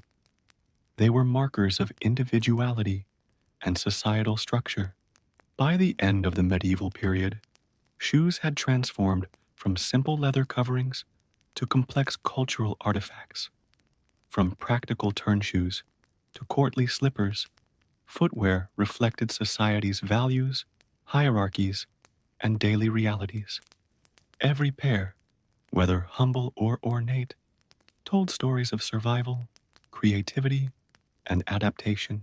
Footsteps across cobblestones, wooden floors, or dirt paths carried the echoes of lives long past. Every worn sole, patched heel, and decorative stitch left traces of human ingenuity and resilience. Shoes provide a lens to understand medieval society, offering insight into labor, fashion, devotion, and identity. Even today, preserved shoes, historical records, and archaeological discoveries allow us to piece together the complex story of medieval footwear. They reveal how a seemingly ordinary object can capture the essence of an entire era, its challenges, innovations, and human spirit. The evolution of medieval shoes is a story of survival, art, and society, walking silently through the corridors of history. By the late Middle Ages, shoes had become a rich reflection of both necessity and culture. Footwear was no longer just about protection, it conveyed social rank, occupation, and even moral or religious identity. From the cobbled streets of towns to the muddy fields of villages, every step carried meaning. In rural areas, the focus remained on durability. Farmers, shepherds, and laborers relied on thick-soled boots and sturdy turn shoes to endure harsh terrain and adverse weather. Leather was patched, soles reinforced, and shoes carefully maintained to extend their lifespan. Families often repaired shoes themselves, passing them from one member to another.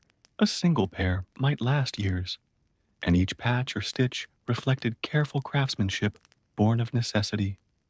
In urban centers, shoemaking had evolved into a highly organized craft. Guilds regulated the trade, ensuring quality, consistency, and fairness. Apprentices spent years learning cutting, stitching, dyeing, and sole construction under the supervision of masters. Journeymen traveled widely, sharing techniques and trends. This structured system encouraged both skill and creativity, producing footwear that could satisfy practical needs while remaining fashionable. Fashion continued to influence shoe design, though extremely pointed poulaines had fallen out of favor. Elongated toes and decorative shapes were still symbols of status among the elite. Colorful dyes, embroidery, and metal accents allowed shoes to become visual statements of wealth and taste. Even indoor slippers were carefully designed, signaling refinement without speech. Shoes had become a form of nonverbal communication, silently revealing social standing and personal style. Travelers and pilgrims relied on shoes built for endurance. Long journeys demanded reinforced soles, sturdy laces, and multiple pairs when possible. Soldiers also depended on reliable boots for long marches and military campaigns. Footwear directly impacted safety, comfort, and survival, making it essential to both everyday life and extraordinary ventures. Religious influence shaped footwear choices significantly. Monks, nuns, and clergy often wore simple sandals or unadorned leather shoes, reflecting humility. Pilgrims sometimes went barefoot to demonstrate devotion or penance, while others relied on durable footwear for long treks. Shoes occasionally gained spiritual significance. They could be blessed, left at shrines, or used in ceremonial customs, bridging practical necessity with faith.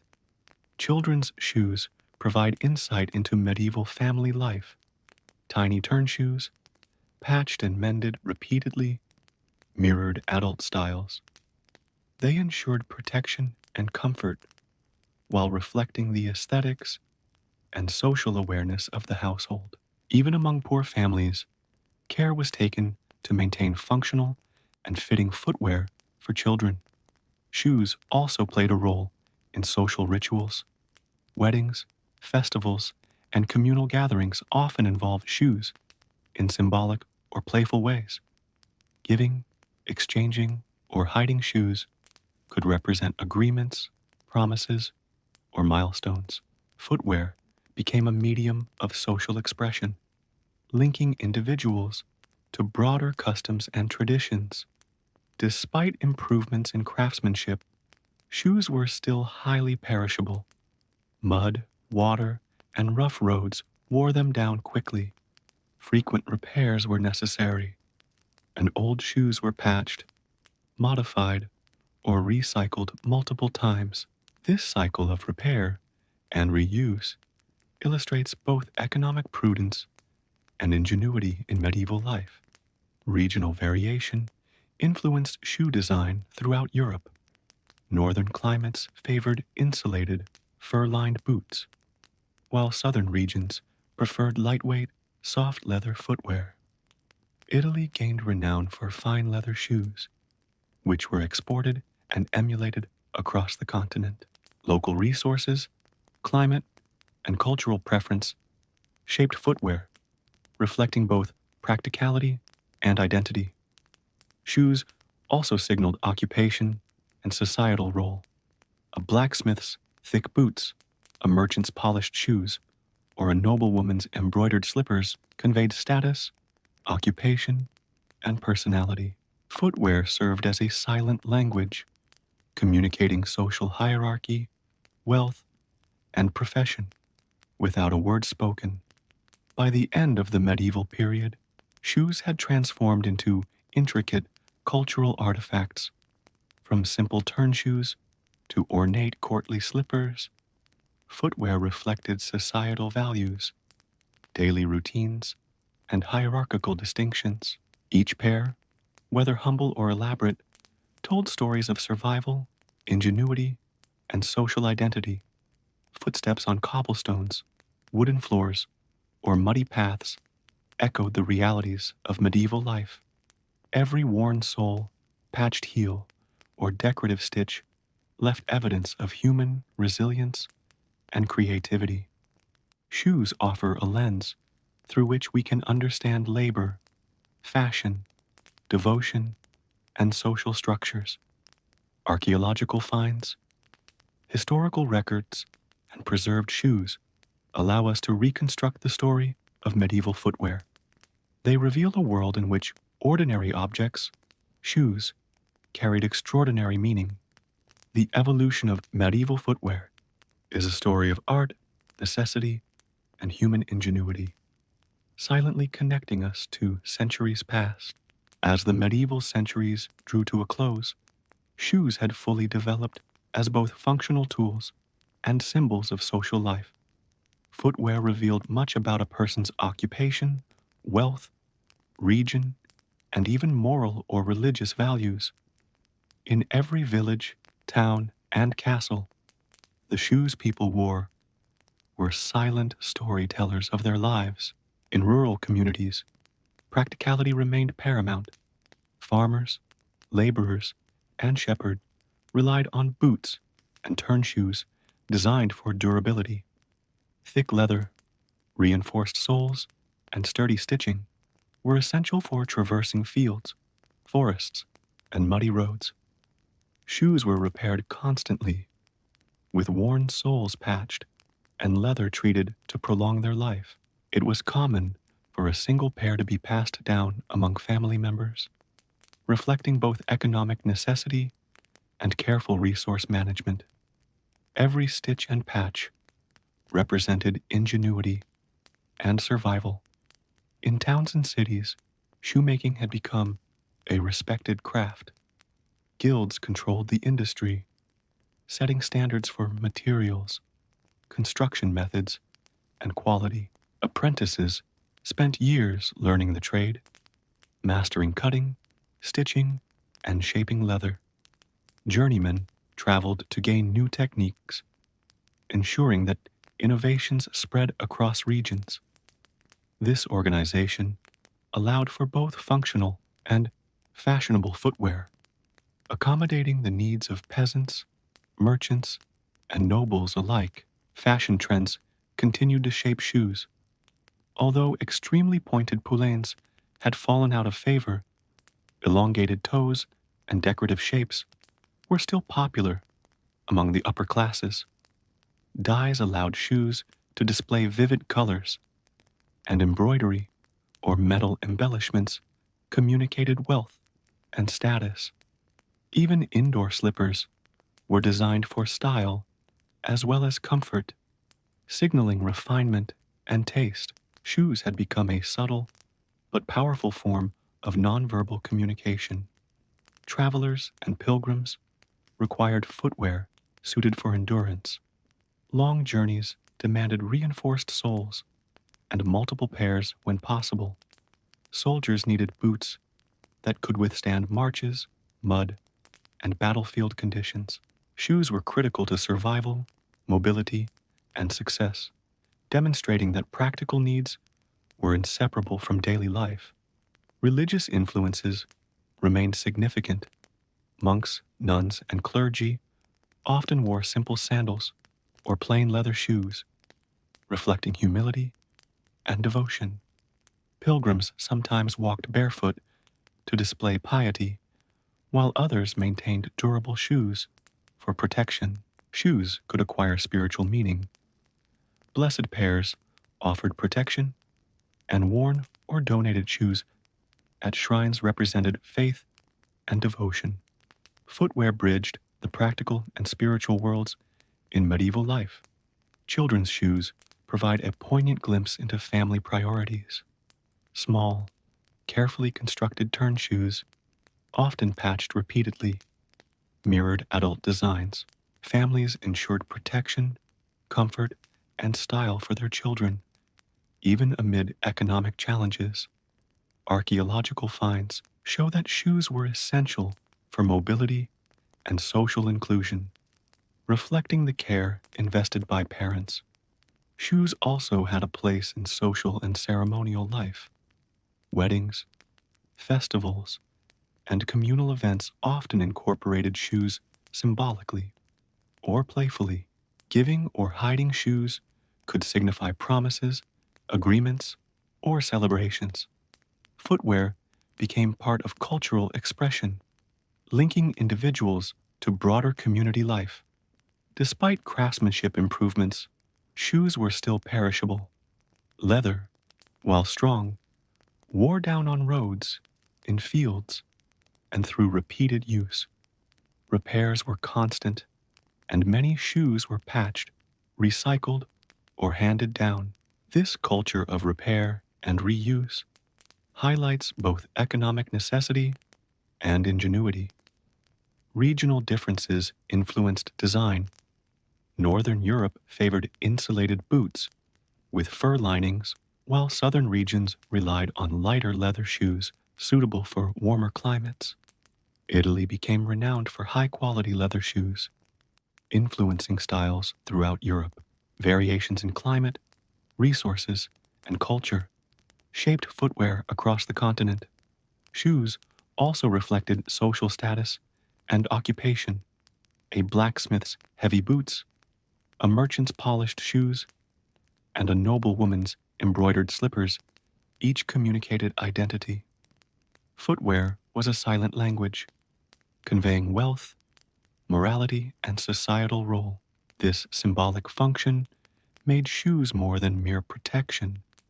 They were indicators of who a person was and how they fit into society. By the close of the medieval period, shoes had transformed into rich cultural artifacts.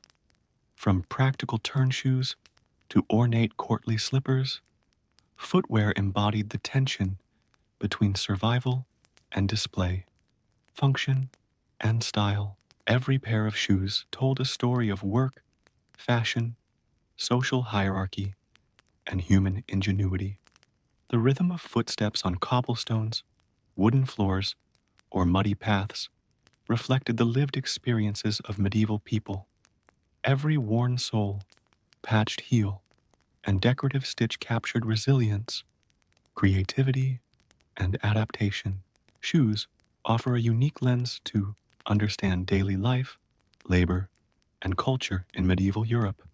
Even today, surviving shoes, historical documents, and archaeological discoveries allow us to reconstruct medieval life. Footwear history reveals ingenuity, adaptation, and artistry, demonstrating how ordinary objects can carry extraordinary meaning. The evolution of medieval shoes is a story of survival, creativity, and society, silently connecting us to centuries past.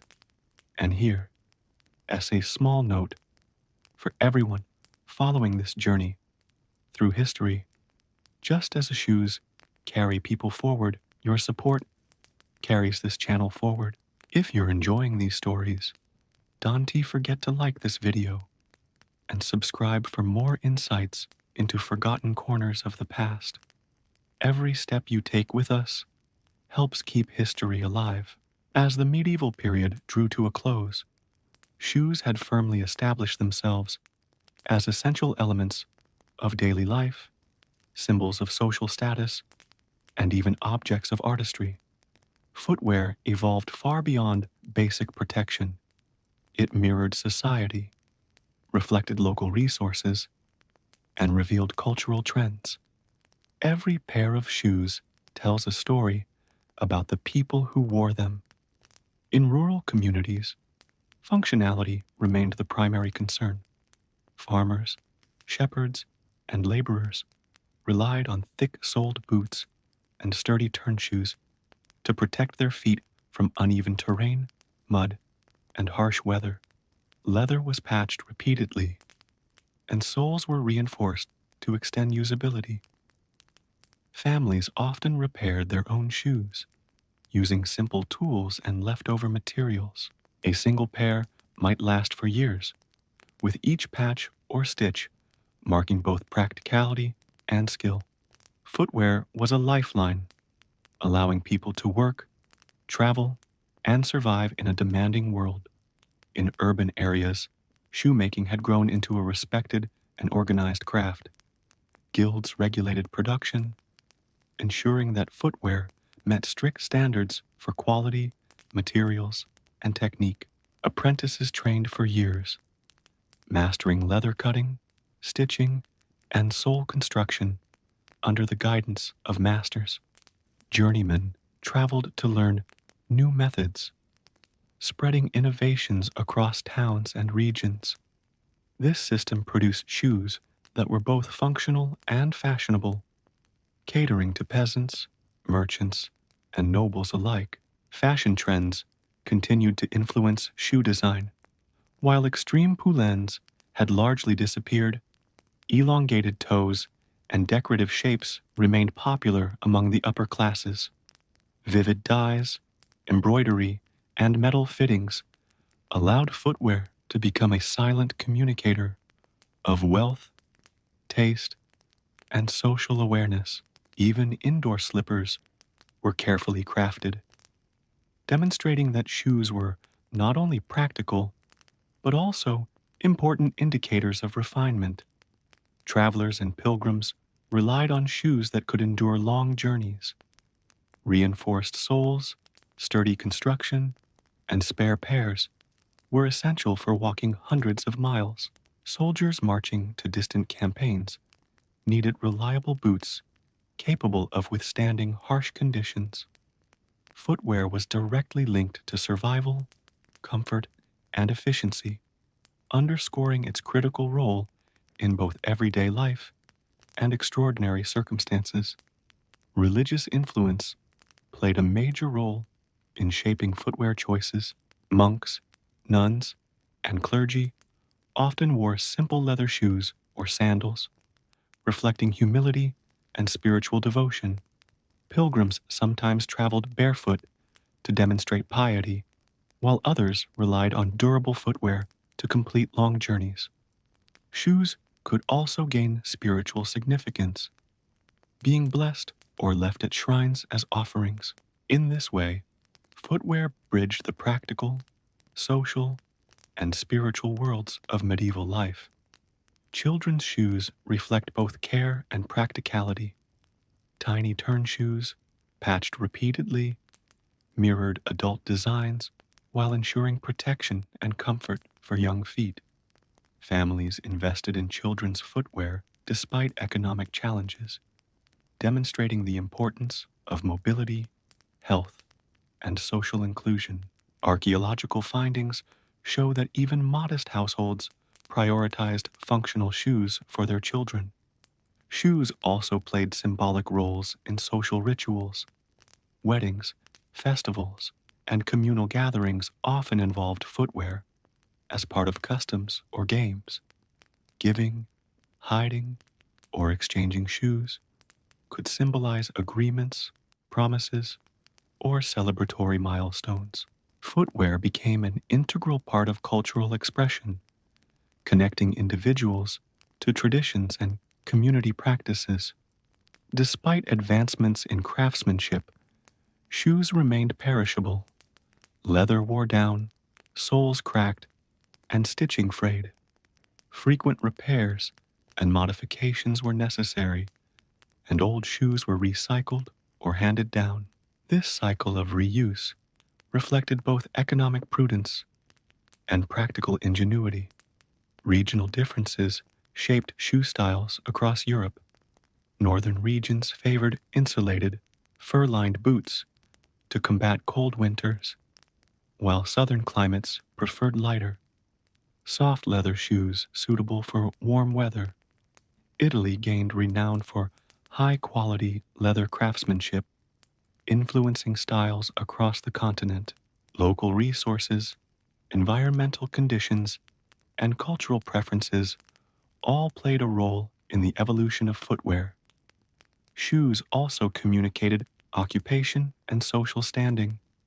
Heavy boots indicated labor or trade, polished shoes signaled wealth, and embroidered slippers reflected nobility. Footwear was a non-verbal language, silently conveying identity, rank, and morality. Shoes were thus more than practical objects. They were social markers and expressions of individuality. By the close of the medieval period, shoes had become rich cultural artifacts. From humble turn shoes to elaborate courtly slippers, footwear embodied the balance between function and fashion, survival and display. Every pair tells a story of ingenuity, adaptation, and social structure. Footsteps echoing on cobblestones, wooden floors, and dirt paths reveal much about medieval life. Each worn sole, patched heel, or decorative stitch offers insight into daily routines, labor, and creativity. Shoes provide a window into history, helping us understand how people moved, worked, and expressed themselves. Even today, preserved shoes, guild records, and archaeological evidence allow us to reconstruct medieval footwear and the lives of those who wore them. The evolution of medieval shoes is a testament to human resilience, artistry, and social complexity. Every pair tells a story of survival, ingenuity, and culture, quietly connecting the present to centuries past. By the late medieval period, footwear had become an essential aspect of daily life, a reflection of social hierarchy and a form of artistic expression. Shoes were no longer simply protective gear. They conveyed information about the wearer's occupation, status, region, and even moral and religious identity. Each pair told a story, revealing the culture, climate, and societal values of the time. In rural areas, practicality remained the primary concern. Farmers, laborers, and shepherds relied on sturdy boots and turn shoes capable of withstanding rough terrain, muddy fields, and adverse weather. Thick leather, reinforced soles, and carefully stitched seams were critical. Repairs were a regular necessity, patching holes, replacing worn soles, and treating leather to prolong life. Many shoes were passed down from one family member to another, maximizing durability and showcasing the ingenuity required to make a single pair last for years. Footwear was a lifeline, enabling survival and daily work. In urban centers, shoemaking evolved into a specialized and respected craft. Guilds controlled production standards, material quality, and training. Apprentices learned leather cutting, stitching, and sole construction over many years under the guidance of masters. Journeymen traveled widely, acquiring new techniques and spreading innovative designs between cities. This system ensured both quality and creativity, producing shoes that met practical needs while reflecting contemporary fashion trends. Fashion trends continued to influence shoe design, although the extreme pointed poulaines had largely disappeared. Elongated toes and decorative shapes persisted among the wealthy. Bright dyes, intricate embroidery, and metal fittings made footwear a visible marker of social standing. Even indoor slippers were carefully crafted to signal elegance and refinement. Shoes became a form of nonverbal communication, silently conveying wealth, taste, and societal awareness. Travelers and pilgrims required durable shoes for long journeys. Reinforced soles, sturdy construction, and spare pairs were essential for walking long distances. Soldiers also relied on boots that could withstand marches, uneven terrain, and harsh weather. Footwear was critical to mobility, safety, and survival, highlighting its importance beyond mere daily convenience. Religious influence shaped footwear significantly. Monks, nuns, and clergy often wore simple leather shoes or sandals to reflect humility and devotion. Pilgrims sometimes walked barefoot as an act of piety or penance, while others maintained well-made shoes to endure long treks. Shoes could also gain spiritual significance. Blessed pairs offered protection, and donated or left behind shoes represented faith, devotion, and community participation. Children's shoes reveal the balance between practicality and care. Small turn shoes, often patched repeatedly, mirrored adult designs while providing protection and comfort. Even families with limited means invested time and effort into ensuring children had functional footwear. Archaeological evidence shows that children's shoes were not only utilitarian, but also reflected family concern and societal norms. Shoes played symbolic roles in social and ceremonial life. Weddings, festivals, and communal events often involved footwear as part of customs or rituals. Giving, hiding, or exchanging shoes could symbolize agreements, promises, or milestones. Footwear was a medium of cultural expression, linking individuals to social traditions and communal values. Despite advances in craftsmanship, shoes remained perishable. Leather, while resilient, wore down from repeated use on roads, fields, and rough surfaces. Repairs and modifications were routine, and old shoes were patched, recycled, or passed down. This cycle of maintenance reflects both economic prudence and ingenuity in medieval life. Regional differences influenced footwear across Europe. Northern regions favored insulated boots with fur lining to combat cold winters, while southern areas preferred lightweight leather shoes for warmer climates. Italy gained renown for high-quality leather shoes, setting trends that influenced neighboring regions. Local resources, climate, and cultural preferences shaped the evolution of footwear, highlighting the interplay of environment and human adaptation. Shoes also communicated occupation and social status. A laborer's thick boots, a merchant's polished shoes, and a noblewoman's embroidered slippers signaled identity, profession, and social standing. Footwear acted as a silent language, conveying wealth, morality, and societal hierarchy. Shoes were more than protection, they were an extension of personal and social identity. By the end of the medieval period, shoes had become intricate cultural artifacts. From practical turn shoes to ornate courtly slippers, footwear embodied the tension between necessity and fashion, survival and display. Each pair tells a story of work, creativity, adaptation, and social structure. Footsteps on cobblestones, wooden floors, or muddy paths echo the realities of medieval life. Worn soles, patched heels, and decorative stitches leave traces of human resilience, skill, and resourcefulness. Shoes offer a unique window into the past, providing insight into daily life, labor, and culture. Even today, preserved shoes, historical documents, and archaeological evidence allow us to reconstruct medieval life. Footwear history demonstrates how ordinary objects can carry extraordinary meaning. The evolution of medieval shoes tells a story of survival, artistry, and social complexity, quietly connecting the present to centuries past. By the final centuries of the medieval period, footwear had evolved into a crucial reflection of daily life, social hierarchy, and artistic expression.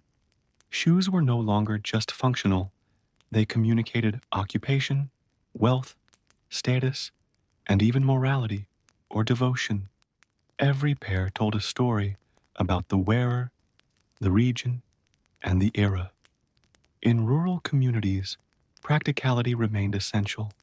Farmers, shepherds, and laborers relied on sturdy boots and turn shoes to protect their feet from harsh terrain, muddy fields, and inclement weather. Leather was carefully treated, soles reinforced, and repairs were a daily necessity. A single pair often lasted years, passed down among family members. Every patch and stitch reflected the ingenuity and resourcefulness needed to survive in demanding conditions. Footwear was not just practical, it was a lifeline.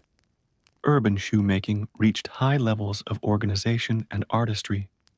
Guilds regulated quality, materials, and methods, while apprentices trained for years under masters to perfect cutting, stitching, and sole construction. Journeymen traveled across regions, acquiring new techniques and spreading innovations. This structure ensured a consistent standard of craftsmanship, allowing shoes to meet practical demands while reflecting fashion trends. Fashion continued to shape shoe design, although extreme pointed poulaines had largely disappeared. Elongated toes and decorative shapes remained popular among nobles and wealthy citizens. Dyes, embroidery, and metal accents transformed shoes into silent markers of status and taste. Even indoor slippers were carefully crafted, demonstrating elegance and refinement.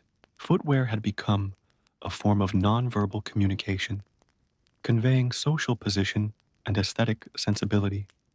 Travelers and pilgrims required durable shoes to survive long journeys. Reinforced soles, sturdy leather, and spare pairs were vital for covering vast distances. Soldiers depended on reliable boots for marches and campaigns, where worn footwear could impede survival. Shoes were essential for mobility, comfort, and protection, highlighting their importance beyond mere daily utility. Religious influence shaped footwear choices throughout medieval Europe. Monks, nuns, and clergy often wore plain leather shoes or simple sandals to reflect humility. Pilgrims sometimes walked barefoot to demonstrate piety or devotion, while others relied on well-made shoes to endure long treks. Footwear could acquire spiritual significance. Blessed shoes offered protection, and shoes left at shrines represented devotion and faith. These practices reveal how shoes connected practical, social, and spiritual life. Children's shoes demonstrate care, practicality, and social expectation. Small turn shoes, patched repeatedly, mirrored adult designs while protecting young feet. Families prioritized functional footwear for children, reflecting both concern and social norms. Archaeological evidence shows that even among modest households, children's shoes were carefully constructed and maintained. Shoes also played symbolic roles in rituals and social interactions. Weddings, festivals, and communal gatherings often involved shoes in symbolic ways. Giving, hiding, or exchanging shoes could signify agreements, promises, or milestones. Footwear became an integral part of social expression, linking individuals to traditions and community life. Despite advancements, shoes were perishable. Leather, while strong, wore down from repeated use on roads, cobblestones, and rough terrain. Frequent repairs and recycling were necessary. This cycle of maintenance highlights both the economic prudence and ingenuity of medieval people. Regional variation influenced footwear design. Northern regions favored insulated, fur-lined boots, while southern areas preferred soft, lightweight leather shoes. Italy gained a reputation for high-quality leather craftsmanship, influencing styles across Europe. Climate, resources, and culture shaped footwear, demonstrating adaptation and innovation. Shoes communicated occupation and social hierarchy. Heavy boots indicated labor, polished shoes reflected wealth, and embroidered slippers signified nobility. Footwear functioned as a silent language, revealing identity, status, and societal role. Shoes were more than protection. They expressed individuality and social belonging. By the end of the medieval era, shoes had become complex cultural artifacts. From humble turn shoes to elaborate courtly slippers, they reflected the tension between function and fashion, survival and display. Every pair tells a story of labor, creativity, adaptation, and societal values.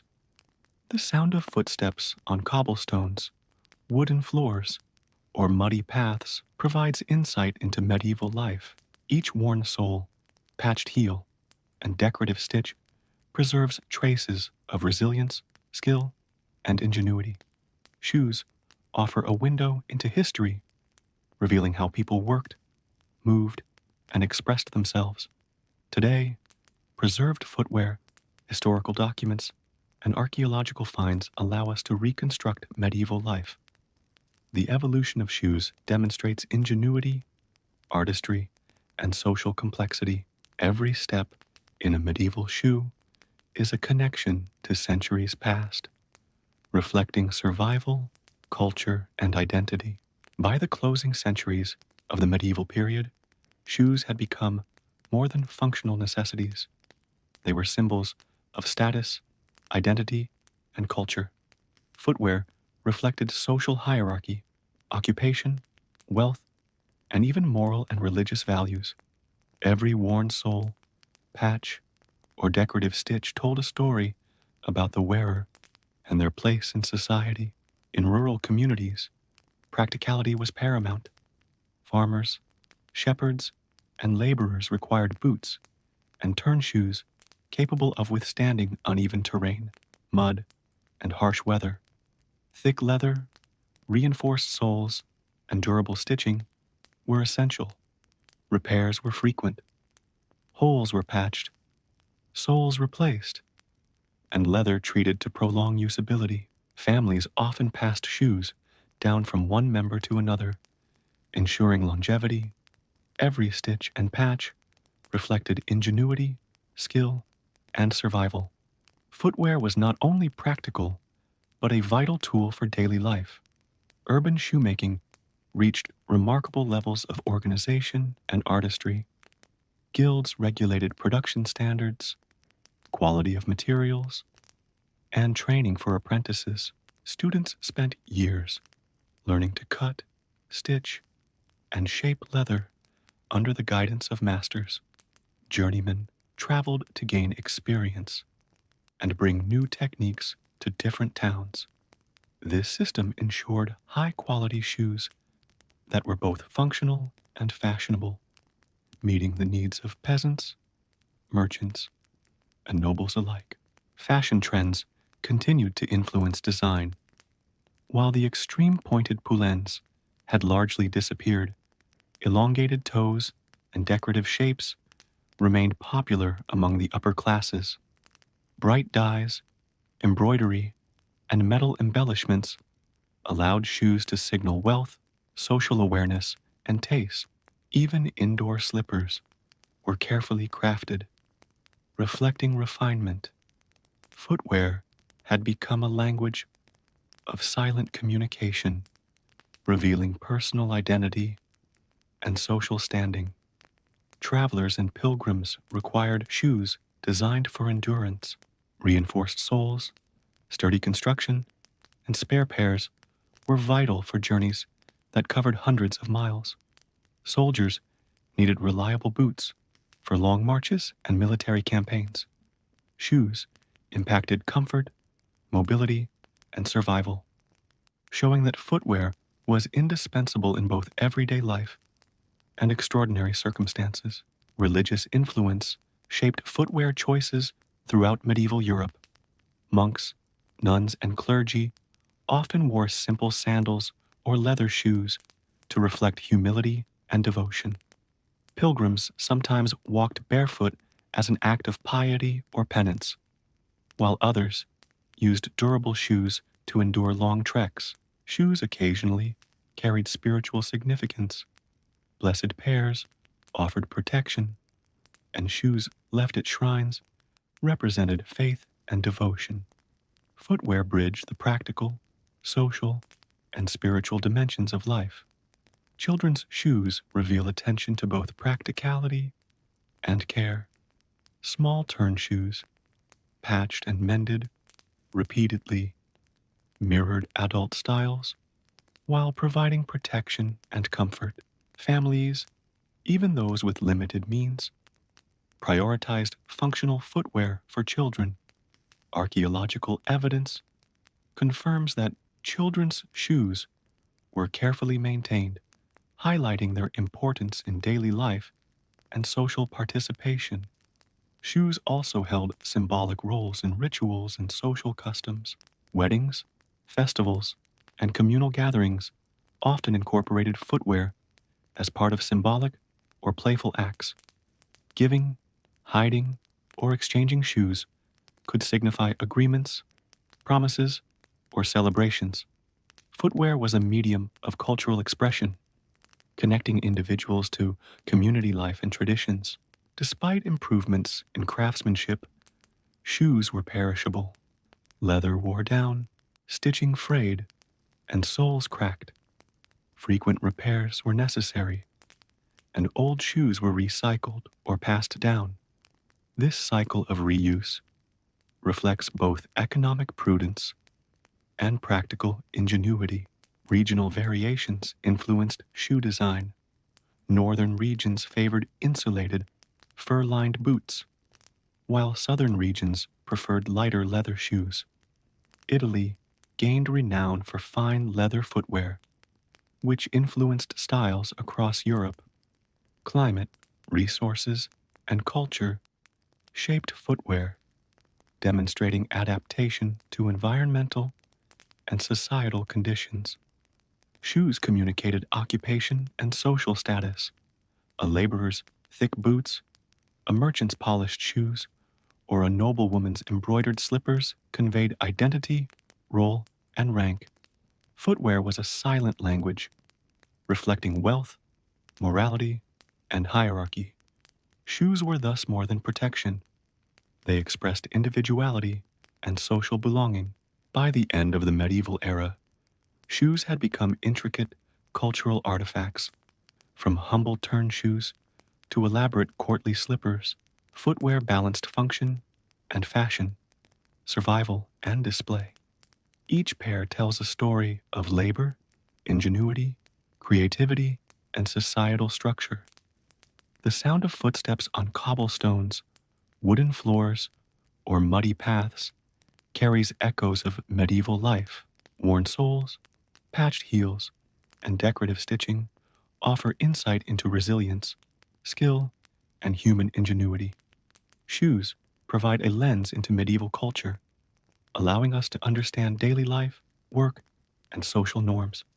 Today, preserved shoes, historical records, and archaeological finds allow us to reconstruct medieval life.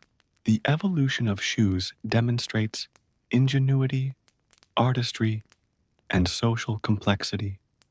Every pair connects us to the past, showing how ordinary objects can hold extraordinary meaning. As the medieval era came to a close, shoes had fully established themselves as essential, practical, and symbolic items. Footwear was no longer only about protecting the feet. It conveyed social rank, occupation, wealth, taste, and even moral and religious identity. Each pair tells a story, reflecting the person who wore it and the society in which they lived. In rural areas, practicality remained the guiding principle. Farmers, shepherds, and laborers relied on robust boots and turn shoes to endure uneven terrain, mud, rain, and cold. Leather was treated to resist wear, soles were reinforced, and repairs were routine. Families patched worn shoes and reused them for years, passing them from one generation to the next. Each patch or stitch demonstrates resourcefulness, skill, and the importance of shoes in daily survival. Footwear was a vital tool that enabled work, travel, and protection. In towns and cities, shoemaking had become highly specialized. Guilds regulated quality, materials, and training. Apprentices spent years mastering leather cutting, stitching, and sole making under master craftsmen. Journeymen traveled to learn new techniques and disseminate innovations. This structure ensured that shoes were not only practical, but also stylish, meeting the demands of peasants, merchants, and nobles alike. Fashion trends continued to shape footwear. While the exaggerated poulaines had mostly disappeared, elongated toes and decorative shapes persisted among the wealthy. Bright dyes, embroidery, and metal embellishments communicated status, wealth, and sophistication. Even indoor slippers were carefully designed to reflect refinement. Shoes had become a language of silent communication, revealing personal identity, social rank, and cultural awareness. Travelers, pilgrims, and soldiers relied on shoes capable of enduring long distances. Reinforced soles, sturdy construction, and spare pairs were essential. For soldiers marching through harsh terrain or pilgrims journeying to sacred sites, footwear was a lifeline. Shoes affected comfort, mobility, and survival, emphasizing their importance beyond daily convenience. Religious influence remained strong. Monks, nuns, and clergy often wore simple sandals or leather shoes, reflecting humility and devotion. Pilgrims sometimes walked barefoot as a demonstration of piety or penance, while others carried well-made shoes for protection. Footwear occasionally carried spiritual significance. Blessed shoes offered protection, and shoes left at shrines represented faith and devotion. Shoes bridged practical, social, and spiritual life in remarkable ways. Children's shoes reflected care, practicality, and social norms. Small turn shoes, patched repeatedly, mirrored adult designs while providing protection and comfort. Families, even with limited means, invested in functional footwear for their children. Archaeological evidence confirms that children's shoes were carefully maintained, demonstrating their importance in everyday life and social participation. Shoes also held symbolic roles in rituals and customs. Weddings, festivals, and communal gatherings often incorporated shoes into symbolic acts. Giving, hiding, or exchanging shoes could signify agreements, promises, or celebrations. Footwear was a medium of cultural expression, connecting individuals to social traditions and community life. Despite improvements in craftsmanship, shoes remained perishable. Leather wore down, soles cracked, and stitching frayed. Frequent repairs, recycling, and passing down shoes were necessary. This cycle of reuse highlights both economic prudence and ingenuity in medieval society. Regional differences influenced footwear design. Northern regions favored insulated, fur-lined boots, while southern areas preferred soft, lightweight leather shoes. Italy became renowned for fine leather shoes, influencing styles across Europe. Climate, local resources, and culture shaped shoe design, reflecting adaptation and innovation. Shoes communicated occupation and social status. A laborer's heavy boots, a merchant's polished shoes, and a noblewoman's embroidered slippers reflected identity, role, and rank. Footwear acted as a silent language, revealing wealth, morality, and social hierarchy. Shoes were more than protection. They were expressions of individuality and societal belonging. By the end of the medieval era, shoes had evolved into intricate cultural artifacts, from practical turn shoes to elaborate courtly slippers. Footwear balanced function and fashion, survival and display. Each pair tells a story of labor, creativity, adaptation, and social structure.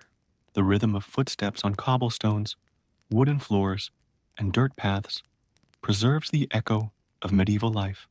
Worn soles, patched heels, and decorative stitching reveal resilience, skill, and resourcefulness. Shoes provide a lens into history, allowing us to understand labor, mobility, social interaction, and cultural expression. Even today, preserved shoes, historical records, and archaeological discoveries allow us to reconstruct medieval life. Footwear demonstrates ingenuity, artistry, and social complexity. Every pair connects us to the past, showing how ordinary objects can carry extraordinary meaning.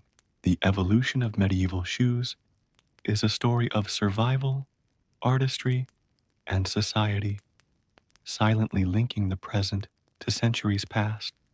And remember, just as these shoes carried people through medieval life, your support carries our channel forward. If you've enjoyed this journey through history, make sure to like this video and subscribe for more fascinating insights into forgotten parts of the past. Every click helps us bring history back to life.